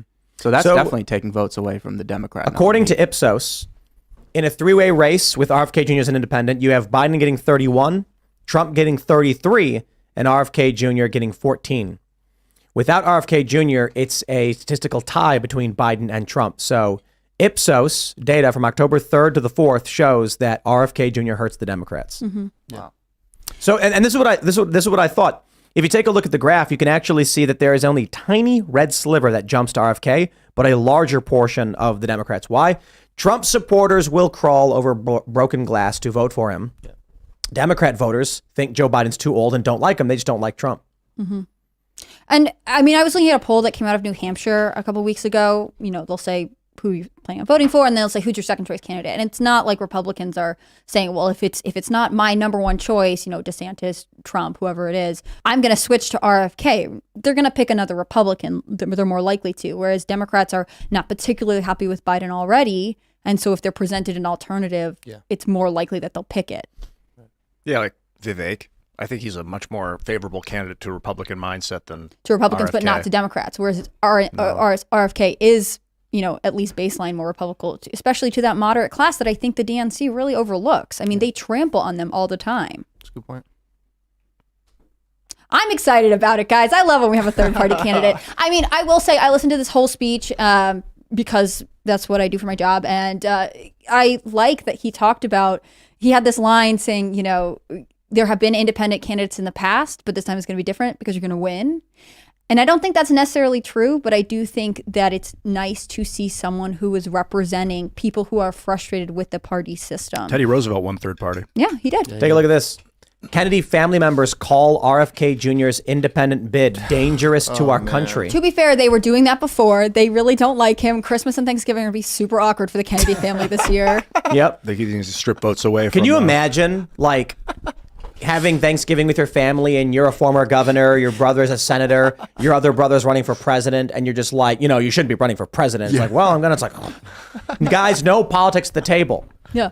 Yeah, he was saying his dad would have them all talk politics, Bobby. Or like, I think his grandpa would have his dad and his uncle John and I mean, his speech, he's name dropping everybody because they really did have such a dynasty in his life. I mean, it's not a joke. I just can't imagine, you know, working out like, hey, you're not invited to Thanksgiving this year because you're running for president as a third party candidate. And they're like, cool, I didn't want to go anyways. Yeah, he's actually said his family disagrees with him politically, but they get along. And he has a bunch of pretty mainstream, I mean, not that Hollywood is where you should put all your interest, but he has a lot of celebrity followers, isn't it? Like Woody Harrelson, he had the concert with, I can't remember his name off the top of my head, but, you know, RFK has appeal in a way that Biden does not in a lot of aspects of culture. His wife is super famous actor, Cheryl Hines from Curb Your Enthusiasm. And I'm just going to say it. Her outfit today was great. I would be happy to have her come on as a first lady. Very stylish. What was her outfit? She wore this like white double-breasted button-down suit, and she looked classy. I can't help it. I don't really want her husband to be president, but I'm happy that he's in the race. We're gonna get some great moments from her. I've always liked this girl. She's a great actor, man. She anchored that show, Curb Your Enthusiasm. And Cheryl, his wife. Is this it? Yeah, but that's not today's picture. I'll find it. Oh, right. Yeah, I'm trying to find it. You can just look up Cheryl. Oh, her dress. Apparently, it's not the thing the mainstream media wants to report on. That's so rude of them. Yeah, I know. You know, I'm over here trying to have a serious news program and let people know the clothing of... I slowly convert IRL to a fashion review program. Thank you so much, everybody. What do you think? Cheryl looks like, it seems like she has no political acumen. I can't tell for sure, but she seems like she's like a normie actor, like not normie, but she's like outside the whole thing. Do you think that's good? Was it this? Yes. Oh, okay. I mean, that's kind of basic. It's basic, but it's white, it's pretty, it's fitted well. She doesn't look overdone. She doesn't look to strain too hard. Yeah. I don't get what the argument is as to why Trump voters would choose Kennedy. I just don't get it. Look, especially because we got Melania. I'm in a position where it's like, I've been saying I'm 51% for Trump. He's the best option that we have. I hope he fires people. I think his foreign policy was the best we've seen of my lifetime. But I think that there are character defects of the guy, and it's like, obviously, there could be better. When I say 51, I'm basically saying, as far as presidents go, being a net positive is a really powerful thing for me to say. But RFK Jr., it's like, oh, he's cool. Like, I'm glad he's speaking up against like the COVID lockdown stuff, but I would never vote for the guy. Well, how much, I was going to ask you, James, like how much of the president's value and effectivity is like is around that one guy, and around how much of it is around the people he surrounds himself with? Well, I think it's been a trend in American politics since FDR of the presidency becoming more and more ceremonial over time, to the point today where today's president has a 100th the power that FDR did. Curtis Yarvin has talked about that a lot. the deep state has become a massive problem. And the people truly pulling the levers of power are kind of this expert class at the top of the bureaucracy that, of course, leans left and is permanent. You know, they have civil service protections. And it makes it hard for a president to control the bureaucracy and control the policy. And it's not just for Republicans. It's for Democrats, too, although the bureaucracy just tends to agree with them more. It's kind of just a coincidence. Is that why you got involved with your project with Heritage? Yeah, that's the idea behind Project 2025 at Heritage, actually, which is basically an effort to get the personnel right this next administration, and also an effort to make sure that the bureaucrats that have the true levers of power in our bureaucracy are able to be held accountable. That doesn't mean we're going to fire all of them, but if somebody is obstructing policy, it's making sure that person can be fired. Because, you know, all these candidates love to talk about what they're going to do, but if you don't first get the bureaucracy under control, you can't do anything else. So I imagine the president's pretty neutered when it comes to that, but what with a good staff, with a good, like, what would be an example? Like, what are the top 3 or 5 roles that the president would need to surround him or herself with? Like, what are the top 5 powerful roles that they would pick and put? I know chief of staff would be one of them. Chief of staff is extremely important. I don't think it's necessarily the roles. I think it's the actions the president would need to take. There is a massive barrier between the president and his own cabinet secretaries. So there's a White House bureaucracy within the White House itself. And they kind of serve as this management barrier where they tell the president's cabinet secretaries what to do instead of the president directly. And this management bureaucracy was created under FDR, and it's only grown bigger and bigger. So I think the next president needs to do things like kick the National Security Council permanent bureaucrat staff out of the White House on day one. Do things like that. You know, make sure that your cabinet secretaries are being told by you solely what to do. There's too many middlemen that the president has. So if you cut down on these layers of bureaucracy and tell your decision makers exactly what to do, that's kind of the way of managing it. And the other thing is, the president needs to delegate less and follow up more. That's the key to all of this, because these bureaucrats thrive in the shadows. They don't want to be confronted. True. Yeah. If the president and his cabinet secretaries dig into these agencies, they are going to figure out how things are really run, and they're going to get a better handle on this stuff. Why did FDR create this managerial class? Why did he put people in the middle? So FDR was spinning up all these new agencies in the 30s during the New Deal, and he wanted to put in place a system that would last after he left. So he did this thing where he got all these progressive academics to come up with a plan for how can I better make this administrative state work. And these progressive academics based their plan on the monarchies in Europe, which had massive bureaucracies where the United States didn't. And FDR took their plan and he implemented it. And so it's this idea of a permanent expert class, an expert class that keeps the policies going no matter who the president is. It's the antithesis of democracy. Was it because he was getting bribed by like special interests and it was like favors, or was it because he couldn't run the government properly to win the world war that he needed to fight? What was his motivation? Like, I think it's ideological more than anything else. It's just always been this left-wing idea that we need government by an expert class. Yeah, it's like the managerial revolution. Mm-hmm. That's what people refer to it as. So what are you guys specifically doing to combat this issue? So there's a lot of things the president can do, but basically all the tools the president has are in the Civil Service Reform Act of 1978, which actually was passed by Congress to help the president better control the deep state because it had become such a problem. And it created an agency called the Office of Personnel Management, and they're supposed to manage the bureaucrats. But what's happened over time is that agency that was created got captured by the bureaucrats themselves. Yeah. So it's totally captured. So you have to take back that agency and then use the legal authorities that you have, which there are many. You know, people know about the Schedule F executive order. They're familiar with that. That's one of like 10 things the president can start to do to hold the bureaucracy accountable. so you think going in and firing everyone maybe is not the right move, but to go in and be very selective about who and what to remove? Or do you think more of just a broad sweeping 75% reduction of the workforce among the managerial class? What do you think is more effective? I think you need to do parts of both. So you need to do reductions in force where you get rid of these non-essential workers, the non-essential bureaucracy. I like to say there's a deep state at the top. That's the left-wing expert class. But then there's like the DMV state below them. And these are like the millions of unionized civil service protected employees. It's 2.25 million employees, and the president can only hire and fire at will 4,000 of them. So 99.9% of his own employees he can't fire.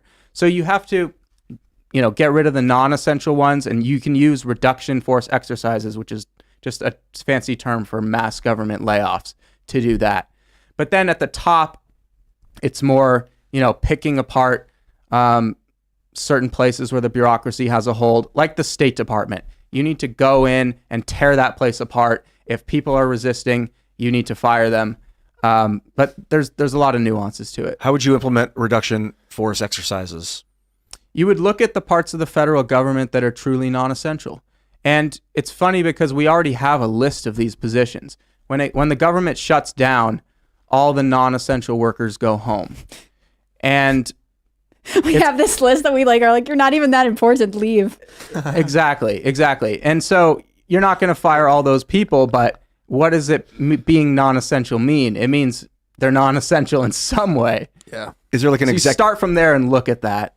Would it be an executive order that would be like, this would put it into action or something? This agency, Office of Personnel Management, would do it. So, for example, on day one, you could say, we're doing a reduction in force to get rid of all the diversity, equity, and inclusion offices across the federal government, and let's just start there. I wish. Let's just start there. I wish, dude. It's a good place to start. That's how you got your job, Serge, right? Yeah, right. That's how I got my job. And that's because you can't fire them individually. You've got to reduce the force somehow. Vivek It gets around, exactly. It gets I around think the we should civil just service put protection. them all in the Aleutians. Just be like, what is it, on Alaska? permanent vacation. Enjoy yourself. But no, but I mean, Get a nice house. one thing we Aleutians? I can don't do know. is use as an opportunity to develop areas that need development. So by putting them in Alaska, we then have to fund the creation of cities and towns. Most of the people aren't going to want to be there. And so then what we'll do is we'll just, look for oil and things like that in our own land. I think Stalin did that with Siberia. Although I don't think the oil, I don't know if they got treated very well. You pick a place that needs development, Yeah, what is your start putting the offices there? What, and then, what is your concern with mass layoffs? Like, I know that in Iraq, when we invaded, we disbanded the Ba'ath Party and said you can never serve in government again. And they all formed ISIS, basically. They formed terrorist cells because they're like, what else can we do? We have connections in the they were military. just bored. Yeah. we got, Sorry, I have this You won't let us this back? vision of American bureaucrats who get laid off being like, well, now we're going to organize into I know. ISIS. I'm not even joking because they've got friends in the military. Their industrial. own domestic Right. terrorism is just laid off. Yeah, they American- join Antifa. Yeah. Trump wins, That's they what- get fired. Now they're broke and they're angry, and then they go become Antifa. Serious- Antifa that is a- recruitment spikes when we lay them off. Maybe we shouldn't lay them off. That's a very That's what I'm saying. compelling argument. Relocate them first to the Aleutians, as funny, close to Japan as possible. Let me pull this up. Do you think there's a risk that they could form some sort of radical like NGO or The something? Aleutians are Liberia No. for Yeah, bureaucrats. I think we do need mass layoffs, for the record. I think we do need mass layoffs. Attu Station, right here. Look at this. Yeah, it's out there. It's out there. It's That's making me really laugh close. so hard, man. Okay, it's And so- closer to Russia. So when you want to go work for the government, you got to think carefully. Like you want an essential job because you are at risk of being shipped up to at the this. Aleutian. This little thing right It's far here. away, This man. is America. Yeah, it is. This is the United States. Be Look at essential that. or go Attu away. Station. That's far. That's Good luck. United States right there. And we can take all the bureaucrats and just station them right there, and we build. It's worth it. Ayahuasca ceremony, set it up. I don't know about all that. I'm just saying. Just give talks. Then we'll have a base out there, and in the Bering Sea. Is that a military base? I got to be completely honest don't though. think so. It's I don't know 50 why. degrees there right now at 4:22 p.m. Yeah, it's And if I was working in a government office in DC and they're like, we're sending you to Attu Station, the Aleutians, I'd be like, that's awesome. Yeah, I'd be so sure. excited for that. Because Because it's not forever, but wouldn't it be cool to like be out there in the middle of nowhere? Kind for a of, little but bit? if China does try and take Taiwan, Taiwan's not the only island they would go Oh, for. bro, they're not that close to Taiwan. they're safe. They don't have to worry about it. Look how far away that is. But like if people, Bro, that's away. 3,000 miles away. people talk about concern of China invading Taiwan, it wouldn't just be Taiwan. That's not the only island they would attack. It would be a lot of islands at once. Don't worry. No internet, too. No internet. The There's no bureaucrats will be internet. able to organize and defend themselves. They're going to be super powerful. We send them all to Attu Station. There's no internet. Yeah, it's All snail mail, and the plane comes once every other week. it's tough. Sounds fun. I don't know. It's like one of those jobs. You ever see those things that are on the internet where they're like, you could get paid $1 million a year to live on this remote island and maintain its lighthouse. Like, Digital- you know, digital like, nomad. I Its can't- lighthouse. no, you'll see these things on occasion. And, you know, I look People at them want and those think, jobs. especially if you work, and this is not to mean to any of our bureaucrats who are listening and who support the show. You guys are great. But if you work in like a boring office for the government and you are constantly being reminded every couple years that you're non-essential when the government sets down, like, that's got to hurt your self-esteem, right? You would take this cool island, maintain whatever, hang out with the other guys. Someone in the chat there says they left in 2011. It's no longer been inhabited since then. So Well, we You can gotta fix read. that. Yes, gotta fix that exactly. Make Attu Station great again. Oh my God. but look at all these islands. Yeah. Look at this, man. You got on Alaska Oceans. Island. This is where they do that crab show or whatever it's Yeah, called. yeah. Fun! Deadliest catch. That's right. Is that what it is? Yeah, I believe would so. much But look rather at this. have Look how crab cool that fishermen is, than dude. bureaucrats. Look how cool it's amazing. That'd be a cool posting. Paid for. I got to be honest. there. If I you know, I'm really sold on this idea. look at this. There's a Safeway. Wow. Yeah. If there's a That's Safeway, so it's got to be cool, all right. dude. Everything's gonna cost like $40, but it'll be all right. There is I mean, something- here's the reality. People would love to like get a trip to go somewhere like that, Hey, some it's paid exotic for. location. and it's Government pension. I think Charlie Kirk, he was pushing to decentralize the just the RNC, the Republican convention, and so decentralizing the government might also be effective. So they're not all sitting there on K Street, able to walk from one guy's Well, office to it's the funny. I actually went on Charlie Kirk's show to tell him why that was a bad idea. next. Oh, tell me why. It kind of works, but it doesn't. It's with South Africa, we have 3 different states, but The problem is that the president doesn't control the government. And moving the agencies away is kind of what the bureaucrats want. They want to be away from his supervision. It gives them more autonomy. These employees That could makes be, sense. they could be going to Amelia's right now. Don't they want to support local businesses on these islands? Look at this. Are you What going else to do we build have this here? into your plan that this is part of managing? It's going to be taken into consideration here. Yeah, seriously. There are I'm not joking. They should totally do this because you then get you get development. Why are we wasting money on these departments, the DOE and all this stuff? No. Department of Education, I should say. Let's just that funding instead of just pulling the Band-Aid off and getting this big congressional file bag. Okay, well, we agree we'll keep funding it, but it's got to be in Alaska now. And then what happens? You start developing this area, spreading people out. It expands American interests. It's just really great for us all around. Well, wasn't this thing with the Department of Interior? You know, it got moved. Its headquarters were going to be in Colorado. And then Joe Biden was like, no, we're going to bring it back to D.C. Like, they just don't want to hang out in D.C. and work jobs that are pretend. Decentralized DC. They should go. And let's send them to this fun island. Amelia's can have some customers. I got to be honest. I bet you if they said like 100 postings in Unalaska, it would be filled instantly. Well, that's what James is saying is they want to be away. They want less oversight. So when they're in D.C., at least the president's able to have oversight over them. And if they're off, But I think this is sort of extreme, right? Like, I think only people who must really love their job or want to be on this island are going to take a posting somewhere that remote. Not to be mean to Amelia's restaurant, which I've heard is great based on the Google reviews. I looked into going here. Apparently, it's like really hard because like to get in. well, something about like the flights are rare. Yeah, because I mean, this is true. I I've mentioned this before, but my family's from Newfoundland, and like places where there are established, there are populations, but people just don't come and go. You can't always get the ferry. It's not at a drop of a hat, right? There has to be traffic there, and that's Newfoundland, Canada, which is right above Maine, which is not as remote as this island. Just it would be really cool to go eat at Amelia's. Check that out. Yeah, put it on the Look at put it that on the steak, bucket dude. list. They have a Mexican restaurant there. This is great culture. Where's the Mexican restaurant? That's Amelia's. It says Mexican restaurant underneath. Does it really? Right there. Oh, it yeah, does. it's a Mexican restaurant. Yeah, Oh, I saw the steak and I said that looks great. Wow, See? Mexican food in Unalaska. yeah, I'm there. That sounds You awesome. call on Alaska? It's called the island. Name of the island's in Alaska. Unalaska. That's the name name of of the name of the town. Oh, Yeah, right there. Yeah, Unalaska.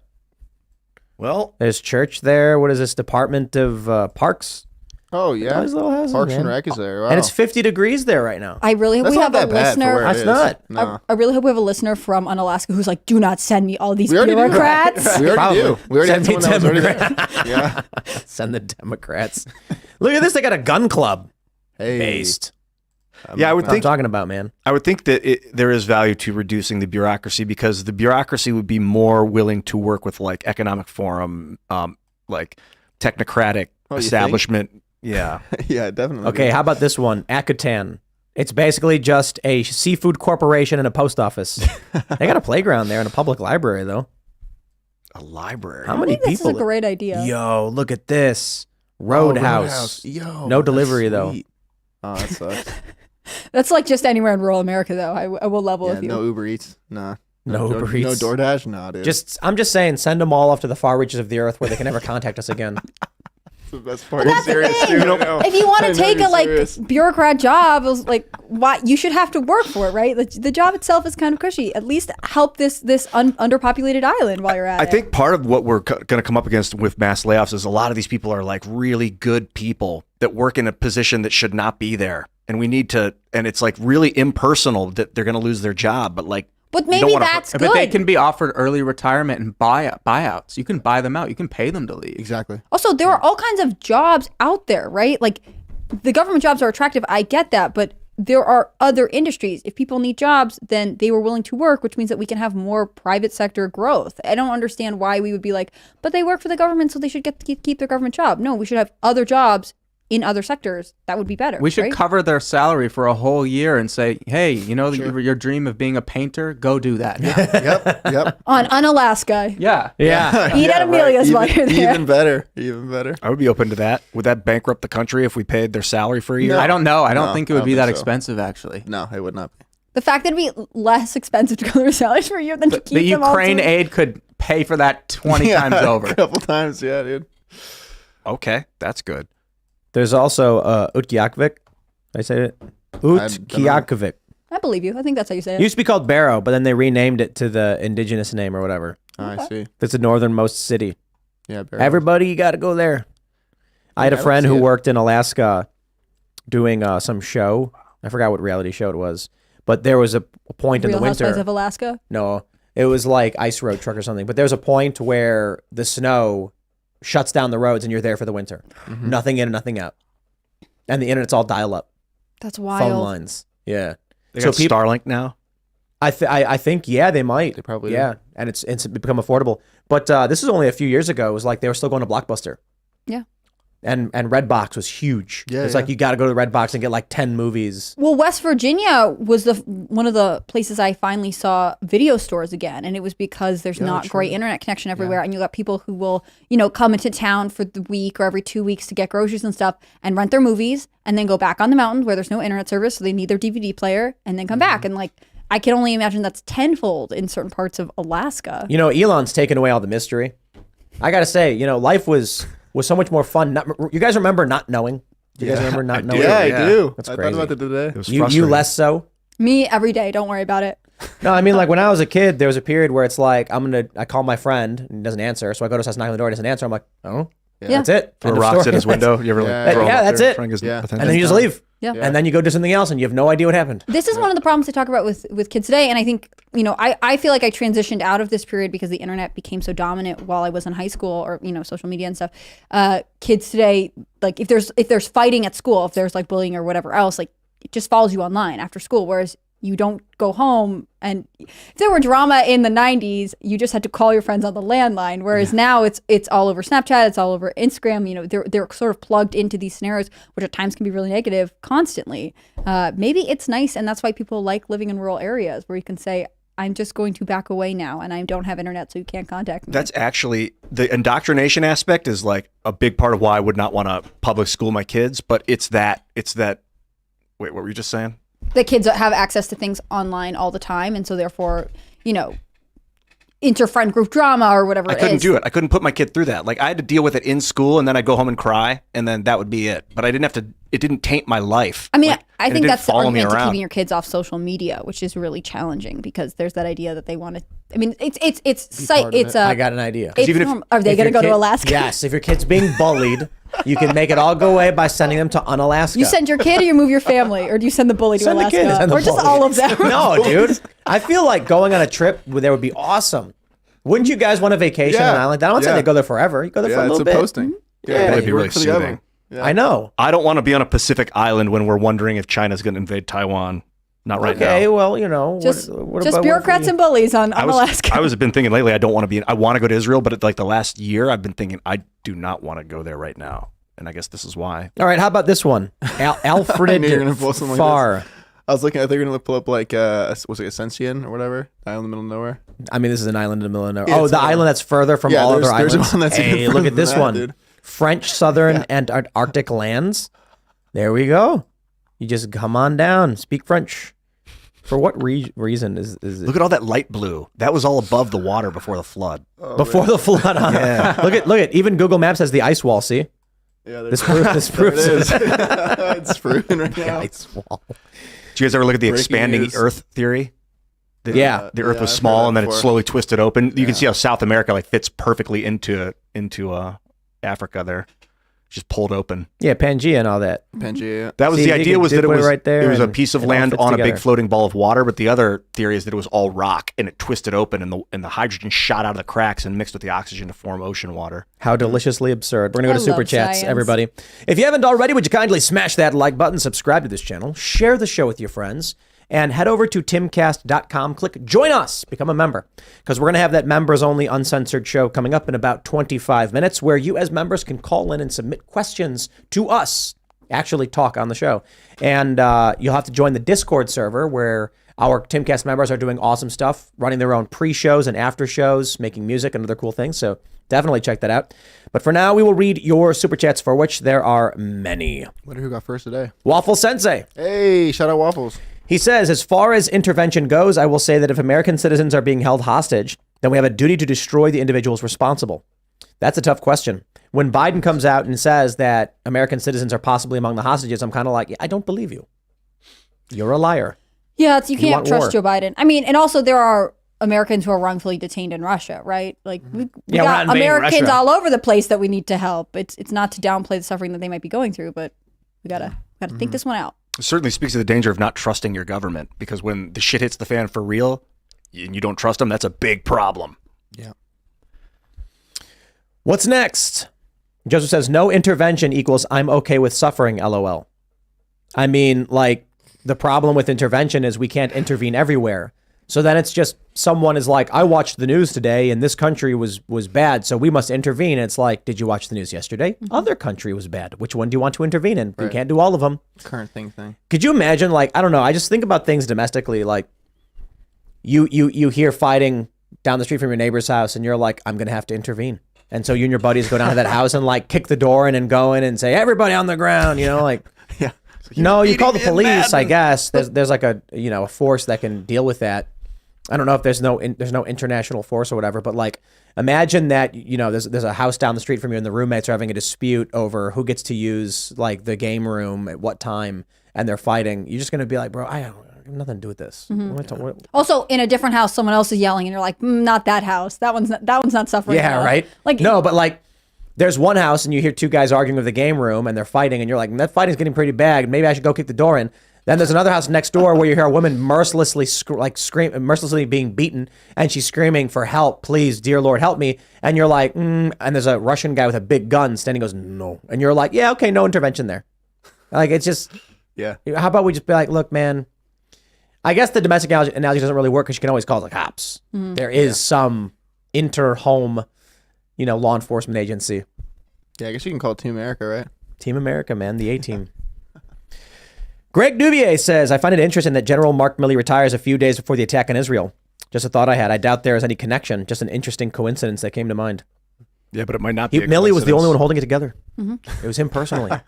With him gone. that's when Israel or Hamas was like, you know what? We've got to roll in. Federale Actual says, thank you for a good 12th, maybe of riding high on white pills. 3 of the best journalists of my generation talking shop on the culture war, and then an amazing event. No comment on how awful this world is. Keep your heads up. That's right. Friday morning in the culture war, it was me, Luke Rutkowski, and James O'Keefe. That was a really amazing conversation. We didn't really talk about journalism. We talked about people being evil, getting older and realizing that some people's intentions are just malicious, and what it means to be backstabbed. And this is obviously because Project Veritas stabbed James O'Keefe in the back. Brutal stuff. Yeah, I've been thinking that a lot. How weird it is when people lie. Like, and they like it. They twist their minds into now enjoying lying. That's weird, dude. It's like I talk about how people always say it's hard to play the evil route in video games. Like they RPGs that allow you to play the good guy or the bad guy, and everyone always jokes that it's hard to play the bad guy, and I'm like, nah, they make it for a reason. Yeah. There are people who just like being evil. Yeah, it's weird. I can't understand it. It's weird. But I've certainly experienced evil people, man. People who gloat and laugh about conflict, crisis. They're demons. They just want the suffering. It's crazy. And sometimes they'll lie because they think they're doing good with it. And maybe they are. That's still different. I'm not talking about people who think they're good, who do bad things. I'm it's talking the ones that are enjoying it. They're like, I'm know tricking they're them and I doing like it. Like I'm telling you, there was a person at Occupy Wall Street who said they just wanted to watch the world burn. It was fun. Don't you want to just shake it all up and watch it burn? And I'm like, no, what? That was the mentality of some of these people. Yep. Shane H. Wilder says not to downplay the situation, which probably would not have happened if Trump was in office, but how long until we're in hot war? No wartime president has ever lost. So this could be used to bolster Biden's numbers. I do not think so. Yeah. I don't. I mean, I get it, but Biden is not a wartime president. Biden is a resident of the White House during war. There's a difference. Yeah. He's just not lucid. No wartime president is lost because they get up on stage and they say, the American people will not stand. And then everyone's like, well, they're all screaming and cheering. Biden's going to be like, come on, man. They're bombing Lebanon. And be like, no, it's Israel that got attacked. Like, what Libya? And I'm like, oh, jeez. Whatever. Well, Biden just sort of makes things up as wrong. So we're pretending that we're not as involved in a lot of wars that we are obviously involved in, right? I don't think he's a wartime president, but he is also not successfully handling any of the conflict he's gotten us entangled in. Yeah, if he's a wartime president, he really messed up that Afghanistan situation. Yeah. The Emperor's Champion says, I've completely lost any sympathy I had for the Palestinians, and I don't believe anything the left says about Israel because of how much they lie. Yeah, but it's not. It's not all Palestinians. It's really this militant group. No, bro, you can't have every prominent speaker be like, yay, we did it. And then when you're like, whoa, you guys align with Hamas? No, they're a military group. And then they'll look at each other and give them like, dude. I suppose those celebrating Hamas's moves would be in support of Hamas. Sure. Imagine just like, okay, obviously we as American citizens are not happy with what's happening in Ukraine, but you better believe they're taking your tax dollars and using it to fund the war in Ukraine. I wrote this on Twitter. Ignorantly supporting something doesn't make you an advocate for it, but history might not know the difference. However, Russia wanting the U.S. to stop its NATO expansionist policies is not going to differentiate between any of us. They're going to be like, the United States is the machine by which we are being attacked. I guess that's why you don't kill civilians. And Putin specifically was like, yeah, we won't do anything if you promise not to expand NATO. And Joe Biden was like, can't promise that. So where was our compromise then? And that's the point. When Hamas goes and just starts kidnapping and killing civilians and threatening to kill more, you know who the bad guys are. Yeah. I'm not saying Israel's good. I'm not saying the war or the occupation or anything was good and everyone likes what's happening. I'm saying one side, let's put it this way. Let's say Israel is just better at propaganda. And they're like, when we do it, we'll make sure we're doing it smart. Okay, well, then the public face of all of this is Israel is trying to avoid civilian deaths, but still collateral damage happens and civilians die. And Hamas is gloating and threatening to kill more. Yeah. Dude, I was thinking, why are they showing video of these atrocities that they're committing? Like Israel, at least, if they're going to do it, they seem to do it under the radar. And it's like, is it just their desire to be known, to be relevant? Or Ian, supersedes even the desire to hide their evil deeds? Why do you record your songs and play them? Like, why do you want to show people. Yeah. Why? Are you proud of it? Yeah. Yeah. Isn't that wild? Like, people just want to be relevant. They want to be seen. It's not about relevant. It's about them. These people in New York are cheering for what happened. Yeah. They're clapping and hooting and cheering. The people in Hamas who are doing this want to show those videos to those people so they cheer for them. Exactly. God, man, some of it's so brutal. It's like I've only seen a few of evil the really evil rough people stuff. want to seek praise from other evil people. A guy said he saw a video of a girl on fire. Did you guys see that video? I wouldn't doubt it. I'm sure. And like for a long time until she died. Yeah. Yeah. Takes a while. I mean, there's a reason they were like, we're going to execute people on TV, right? Yep. That's why ISIS had like the best media team ever. So it's a reason for that. And they hung out on Twitter for a really long time, from what I remember. Yeah. Sea Warrior says, Ian, I am constantly impressed with your willingness to be open and vulnerable. Your body is your temple to God, and when you honor it, you open your doors to him. Thank you. I'm telling you, Ian started working out. Now he's praying to Jesus. It's true. I prayed to Jesus earlier. Right on the right wing extremist pipeline, like That's McFly. right. That's cool. You can pray to your father, your mother, your sister. You can pray to anyone, and you'll hear their voice talk back to you. Well, At least from my experience, it seems to work. you're not. But I don't think you're praying to them. But I understand. It's like God speaks to you through the visage of Yeah, what you could say pray that. to. You could say that, sure. Yeah. Ian starts working out. Look what's going on. Oh, I worked out today. See? I'm Nice. telling you guys. Hell yeah. Good job, man. I ate Rape- so much. All right. Andrew Rowland says, what everyone is forgetting is that Hamas attacked civilians, not an army base. Oh, so this is my Once you argument. directly go for the civilians, all gloves are off. When the counter argument that you're going to get with that argument, and you're right, they did, but is that Israel has been sieging civilians and starving them and having them live without medicine. So it's like a passive attack on civilians. I'm not sure I follow. That's the argument So that the you- Palestinians are making, is that Israel has been All right, 2 passively points. attacking the civilians by putting them in a siege situation. The conditions in Gaza are brutal, and it's very, very bad. Yeah. Israel controls a lot of what goes into and out of the Gaza Strip. There's also a border with Egypt. The Gaza Strip borders the Egypt. What is it? The Rafah crossing? Which crossing is that? Yeah. I think So it's not just It's Israel. not just Israel's fault. Yeah. There- right. Why isn't Egypt opening the borders and helping people? Yeah. Why is Egypt doing this? Egypt was actually flooding the tunnels under Gaza. Why and would Egypt do putting this? poisonous gas down there? Why, Ian? Why is Egypt starving the people of Because Gaza? they work for us, man. They work for the liberal economic order. They don't want to spread the anger. Everyone keeps saying Israel, but they forget there's another border here. Right. Well, Egypt told Israel something big was happening. Remember that report? That's right. And that's supposed to paint Israel in a bad light. Right. It's like, Weirdly, dude, the country that moderates between the two had this information, apparently. I mean, it all just seems like, I don't want to say anything that I don't know about, but it seems like obviously there is nuance to this conflict that none of us pay attention, or it's difficult for people who are not there to know all the details of. Number one American Rob says, Ian is correct. 9/11 was the start. I can't believe I just said Ian is correct. It really is the end. It's just the beginning, man. Oh man. Gary Wilson says, how did the DSA know to have a rally the day after the attack? It takes weeks to permit. I want all members to question, including the squad, and begin the expulsion of the squad for their support of the attack. Organizing these rallies is a day of thing. In New York, everyone just hops on the train and meets up in Times Square. When the DSA put out a tweet, that was it. The event was organized, and they don't need permits for it because it's free speech. That being said, I believe it is entirely justified. Okay, AOC needs to answer for that video. What does that mean? I'm not saying disavow. I'm saying a journalist should ask AOC. You, AOC, are a card-carrying member of the Democratic Socialists of America who promoted an event where they celebrated the murder of civilians.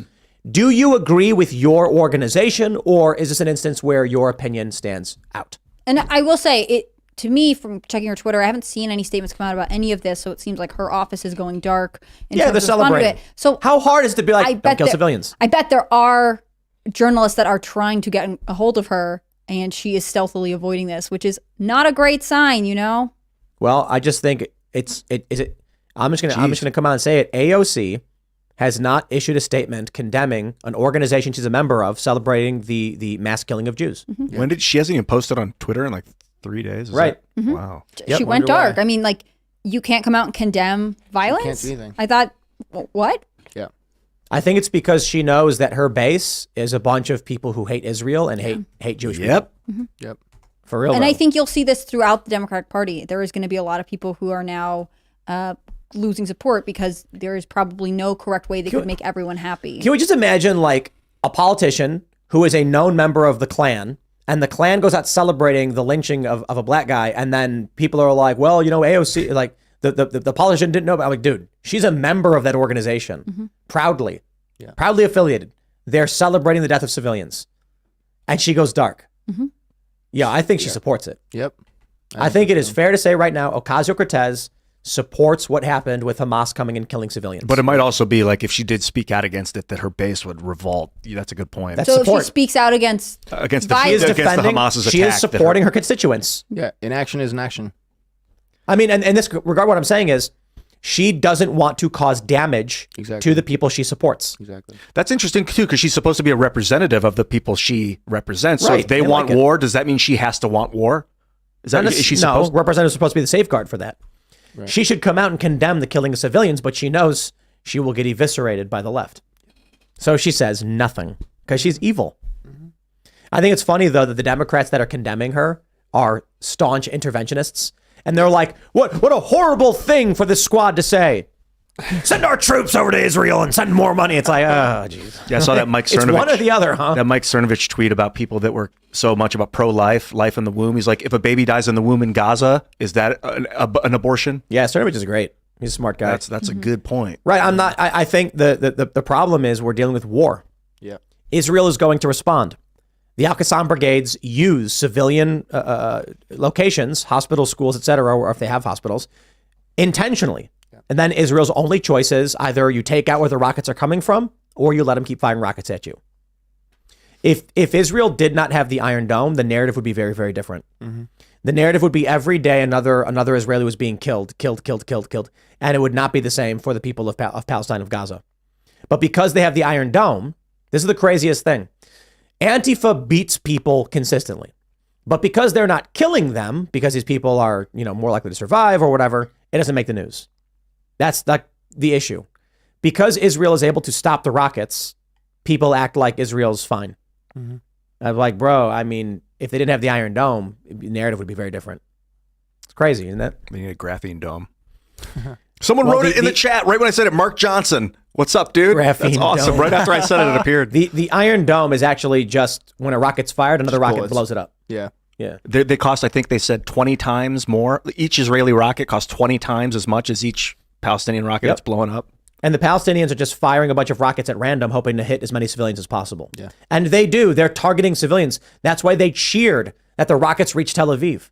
That's crazy. In what circumstance have we ever, as a nation in war, been like, yeah, we bombed a bunch of civilians? It's not happened. We've never been the well, I don't know. the American Revolution, we were kind of an underdog. Yeah. But the underdog, when you're like, I would imagine if you're like oppressed and you're in complete and total slave servitude, like you'll do whatever you can to get out. Anything. I don't see how killing civilians helps anyone in that circumstance. Like I was saying, if you're in prison and you break out and the first thing you do is run full speed and mercilessly beat to death a 20-year-old woman, everyone's gonna be like, well, clearly freedom wasn't his first priority. Like the argument is that these barriers and these fences are keeping them in prison, so they're breaking out. Yeah. Al Jazeera put out that video where they're like, these fences are not borders and they're kept in there with no resources or whatever. So when they return, they're tearing these barricades down. And I'm like, yeah, and then they're running full speed and just going and murdering civilians. Yeah. It doesn't help their case. No, exactly. You're not. Yeah, if they broke out and, like I said, targeted only military and ushered civilians away. Imagine if they tore the barricades down, paraglided in, rounded up all the civilians, and then said, "Start leaving, get in your cars and go. No. We don't want you guys getting caught in this." And then actually, the militants seized the territory and held it. Very different. And then issued a declaration that this land is historically Palestine and was seized illegally by Israel. They've evacuated the civilians but are claiming this territory. What would the narrative have been then? It would have been a very, very different narrative. Yeah, it would. Still war, still conflict, gunfight probably would have still happened, but we would be sitting here being like, why are they killing civilians? I was reading that in Israel that a lot of them are disarmed. They don't have guns. And a big part of the problem right now is that Hamas knew that. That's why they were going door to door, slowly, just executing people. And then the Israeli government issued like an emergency order to give people the right to get guns really rapidly. I can't believe that Israel had gun control like this. Yeah, me either. The most Crazy, dude. It's a war zone. Absolute necessity for a Second Amendment for a right to bear I agree. arms. That is why. I think one of the things about Hamas too is how can they say they represent people in Palestine when they're willing to put them in harm's way, knowingly put them in harm's way, and put those surface air missiles, etc., in their hospitals. How can you say you represent Palestinians if you're willing to get them killed? They say they know got about nothing that. left to lose. Yeah, I mean, I guess all the people you're fighting for, you don't mind if they all die. I don't know about that. That's where I draw the line. I don't All care. right. McMorris says, to Ian, the Holy Spirit is with you. Don't be afraid. Be glad. Let the Holy Spirit work inside. Trust the word. I recommend you read the New Testament book, 1 John. It's a short read. God bless. Thanks.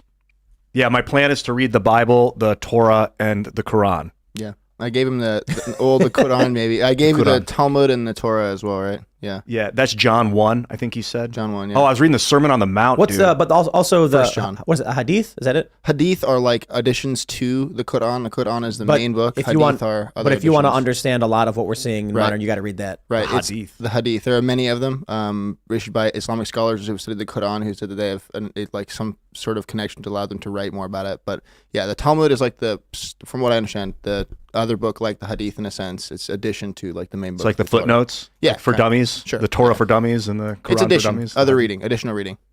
Does the Bible have anything like that? I mean, not really. Old Testament, New Testament. Yeah. All right. Monk in Training says, Tim, U.S. supports Israel because it's a cultural, technological, intelligence ally. Ian, what are you, what is it, Ian 1? What are you seeing now the results of a culture at war with the West at large and Israel? Peace can't be held when you have enemies that want you dead. I don't understand the question exactly. I don't think it's a question. I think he's saying you can't have peace if the other side wants you dead. Like if there's two people and one guy's like, look, man, can we just leave each other alone? The other guy is saying like, no, I want death. In the United States, that's why you carry a weapon. And so the left makes the argument, which they're lying, where they show the comic where it's the Klan and a bunch of black people and a guy in the middle saying compromise, which is literally not the argument between left and right. Left and right is saying destroy the right, they're evil and there's fascists, and the right saying please leave me alone. You know why? Because I believe deep down, most of the anger and aggression is about territory, that the United States has invaded Iraq, invaded Afghanistan, Libya, and that Israel was formed in 1918 or wherever it was formed and put there. So like, I don't think they just hate me. I think that they hate that we've colonized that area of the world and displaced them. Mr. Obvious says the amount of people justifying war crimes right now is astounding. The same people who said Russia was evil for bombing schools and hospitals are saying it's fine when Israel bombs civilian centers. Yeah. I think it's all bad. I just want the violence to end. And here's my response is you are completely correct about bombing schools and hospitals, but they're not arbitrarily doing it. Yeah. Israel was not like, ha, we're going to go blow up a hospital. They were like, hey, all those rockets are being fired from a hospital. What do we do? Well, take it out. Yep. Mm-hmm. So the rockets are coming from. Yep. I want to give a shout out to Shoe on Head, however, who tweeted, as an American, I frankly couldn't imagine having my water shut off every time my country did a war crime. Yeah. Wow. It's a really great tweet because it acknowledges that it was a war crime what Hamas did, but the U.S. would be in real trouble if we kept getting our water shut off every time we did something. True that. That's great. Where are we at? Let's see. Patriot American says, Hannah, the IRA, he means Hannah Claire, the IRA used to have backing from politicians, even judges of Irish Catholic descent in America, dating back to the Irish War of Independence in 1918, up until the end of the Troubles in Northern Ireland in 1995. Oh, I forgot that we put boots on the grounds then. We didn't, though. I mean, it's one thing for there to be support politically, but we didn't intervene in the way that we are obviously going to in Israel. I just love how the, you have the Troubles, 30 years ago in Ireland, and they're like, Ireland for the Irish, but now they're all like globalists who are like, open borders, and like, what? It's funny how this conflict only ended because of the European Union. Created the Schengen zone, so now there's it was weird. But now that's all done again, I guess, because of Brexit. Yeah, true. Weird. Case closed says, Tim, it was cool seeing you in Miami last week. The next day was also cool because I visited the Bay of Pigs Museum and met a veteran of the invasion who actually knew Mr. Artime. Artime, how do you say that? Namesake of the theater. Time. I don't know. Our teammate probably. Yeah, our teammate. Wow, that's very cool. Very cool. Yeah, Miami was fun. We're thinking Nashville for the next one. Sounds great. Because we were talking about Nashville for a while. Yeah, Base Records is there. Daily Wire's there. Right. I'm lobbying for Pittsburgh. I've been a huge fan of the city. I've never been. Why Pittsburgh? Oh, I like Pittsburgh because it's 2 hours away. It's no. We can travel, but I like Pittsburgh because it's this industrial city in a swing state that's gone through kind of all the changes with America. Oh, that's good. The Heinz Ketchup Museum is there because that was sort of this political industrial dynasty, and we should do it. Thank you. I think so too. The thing about Pittsburgh that's really easy for us is I think it's actually like 2 hours and 45 minutes from us. Yeah, it's real close. Which means when we did Miami, we have to deploy the mobile studio. Mm-hmm. They're still not back. What's up? They're still not back. They're still not back. No, they're still driving. Are they okay? Like, they're fine. They're just driving. But if we do Pittsburgh, it's literally we just drive up. Yeah. Friday afternoon, we drive up to Pittsburgh and do the show. And it's substantially easier than doing these trips that are further out. It's great. Yeah, I mean, I think Pittsburgh is a really interesting city. I will say I've never been there. I've just read a lot about it because I keep thinking I will go there. But it's to me, a representation of a lot of cities in America that get left behind. And I know that there's an argument to being like, oh, we should bring our show to places that are more liberal centered. But I think, especially because Pennsylvania is such an interesting place generally, I'm all for Pittsburgh. And, then we all go to the Heinz Ketchup Museum, or we go to the, it's not Jackson Bozo's Pollock. a PA boy, right? I think so. I always think he's Maryland, but Philly. I could be wrong. Oh, yeah, he's Philly. Yeah. We got to have him come down. Yeah, we can go look at these old, beautiful Victorian mansions that were built up during the industrial era of America. We can talk about where the manufacturing jobs went. There's this hotel that's in an old monastery that I would personally like to see. Come on, Pittsburgh is cool, guys. Well, no, I think we can do Pittsburgh within a couple months because it's a drive. Yeah. We do the show like normal, and then Friday night we drive up. Yeah. The biggest challenge. And it's near WVU. It's really close, so it'd be cool to yeah. like sort of figure out a way to Let's do support it. our West Virginia Pittsburgh. crew. The Nashville thing is going to be another deploy the mobile crew a week in Yeah. Nashville. These are big trips. They're really hard to pull off. It takes a really long time. I think if we do Pittsburgh, we could get it done in like 4 or 5 months. I bet so. Preparation for it. Not to make our events team immediately jump into action, but I bet Bro, they people would. don't understand how hard it is. Yeah. So for the Miami event, we are slightly above break even across the board. This means basically like the only money I think we made was merch, and it was a couple grand.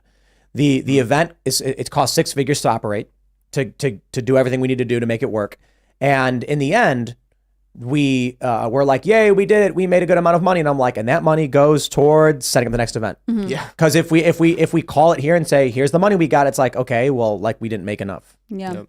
I think it'd be cool. I mean, I don't have anything to do with the events. I'm really grateful to people that do. They work really hard. But it would be interesting if we kind of do a home and away format where we do like, a 3 hour drive from us, do that radius, and then Yeah. have the bigger trips too. Because like DC would be really easy. DC would be really easy. we could do something- I mean, honestly, we go to Richmond, although Richmond's kind of a hostile place. We go to Cleveland, hang out in Ohio. Obviously, Pittsburgh is number one in my heart. We have to go there first Why? because I don't know. I think part of it was when I moved to West Virginia, it was like during the pandemic, and so there wasn't a ton of things to do. So I kept thinking when things get open or whatever else, I'll go. And I honestly, the Anthropology Home Outlet is near Pittsburgh, and so in my mind, I was like, I'll go there, and then I'll.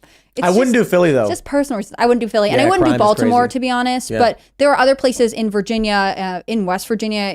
Again, Pennsylvania. I'm gonna pitch Pittsburgh. Pittsburgh's a Ohio. good idea. Yeah. Nancy had mentioned it to us about a Yeah, I've been possibility. lobbying Nancy for Oh, a is that couple why? months on it. I'd love to do Akron, Ohio, my hometown. No, I agree. I think Blossom. we should. Yeah. I think we should. And it would be awesome if we get Vivek because he's from Ohio. Yes, from and do an Cincy. event there. Yep. They got Blossom Music Center. Yeah. It's an outdoor We can make venue. RFK come to our Pittsburgh event since apparently he lives Pennsylvania. All right, we'll grab one more super chat here. We got Luke Watt who says, Ian, as soon as I heard you say Jesus told me to tell you and God told me to respond, here's to my first super chat. Very well spent. I hope you grow to know and love God. I know the God of love, the God of joy, the God of peace, the God of hope. Would love to talk. I'm just saying, Ian starts working out and we said he was going to be conservative. He's going to go far The right. prayer was, I visualized, I said, Jesus, please help me. And it was a voice like, tell them. And so I just thought, okay, I'll tell you that I asked him. I guess that's what I got out. Maybe if my head was clear, there would have been a longer message. The pineal gland is decalcifying and the energy is being beamed into you, Ian. I tried to keep asking him things, and it's like it starts to get like all this what do you call it, like when Noise? things are interference. There started to be interference, so you got to kind of one Those are the question at a demons. time, relax, let your brain calm down after the message comes, because when you're in calm state is when you can really hear the message. All right, everybody, if you haven't already, would you kindly smash that like button? Subscribe to this channel. Head over to timcast.com. We're going to have that members only show coming up in a few minutes. You don't want to miss it. It's going to be fun. We got some spicy stories to talk about. You can follow the show at Timcast IRL. You can follow me personally at Timcast. James, you want to shout anything out? I don't, except Project 2025. If you want to sign up to serve in the next conservative administration, go to project2025.org. Right on. That's awesome. I'm Hannah Claire Brimlow. I'm a writer for Timcast.com. It's the best. You should follow at Timcast News on X and on Instagram. If you want to follow me personally, I'm on Instagram at hannahclaire.b and on X, I was about to say Twitter, at HC Brimlow. Guys, thank you so much. And thanks to everyone who came out to the Miami event. It was so fun. Oh my gosh! And thanks to the road crew, Brian, Carter, who else is out there? Sarah, Chris. Everybody. We got Andrew Minks is on the road. He's not on the Andrew road. is Andrew's not on the road. No. He went down there though. No, he wasn't. Oh, he didn't go down. Andrew, you son. Just kidding. And a message for everyone else. Allah Hashim. I pray for the God that they give goodness to the people that need it, the things that they need, that they come together and they start to see each other for what they are, that they're all human on earth together, and that we're doing this together, and that we will work together. And I'll see you guys tomorrow. Yeah, shout out to Carter and Brian and the rest of the Road Crew, including Chris and Sarah. I think are also on the way back. It was fun to be in Miami. I'm sorry I didn't see anybody. I know a bunch of people messaged me about not being at the event, but when you're there working in the morning and you want to go home and change clothes because you're sweating, it's Miami. Sometimes you gotta make calls. So Serge sorry, wasn't y'all. pretty enough for you guys. We got on the Yeah, boat. sorry about that. Yeah, that was Yeah. boat was Boat cool. fun. Wonderful. All right, everybody. We'll see you all over at timcast.com in about a minute. Thanks for hanging out.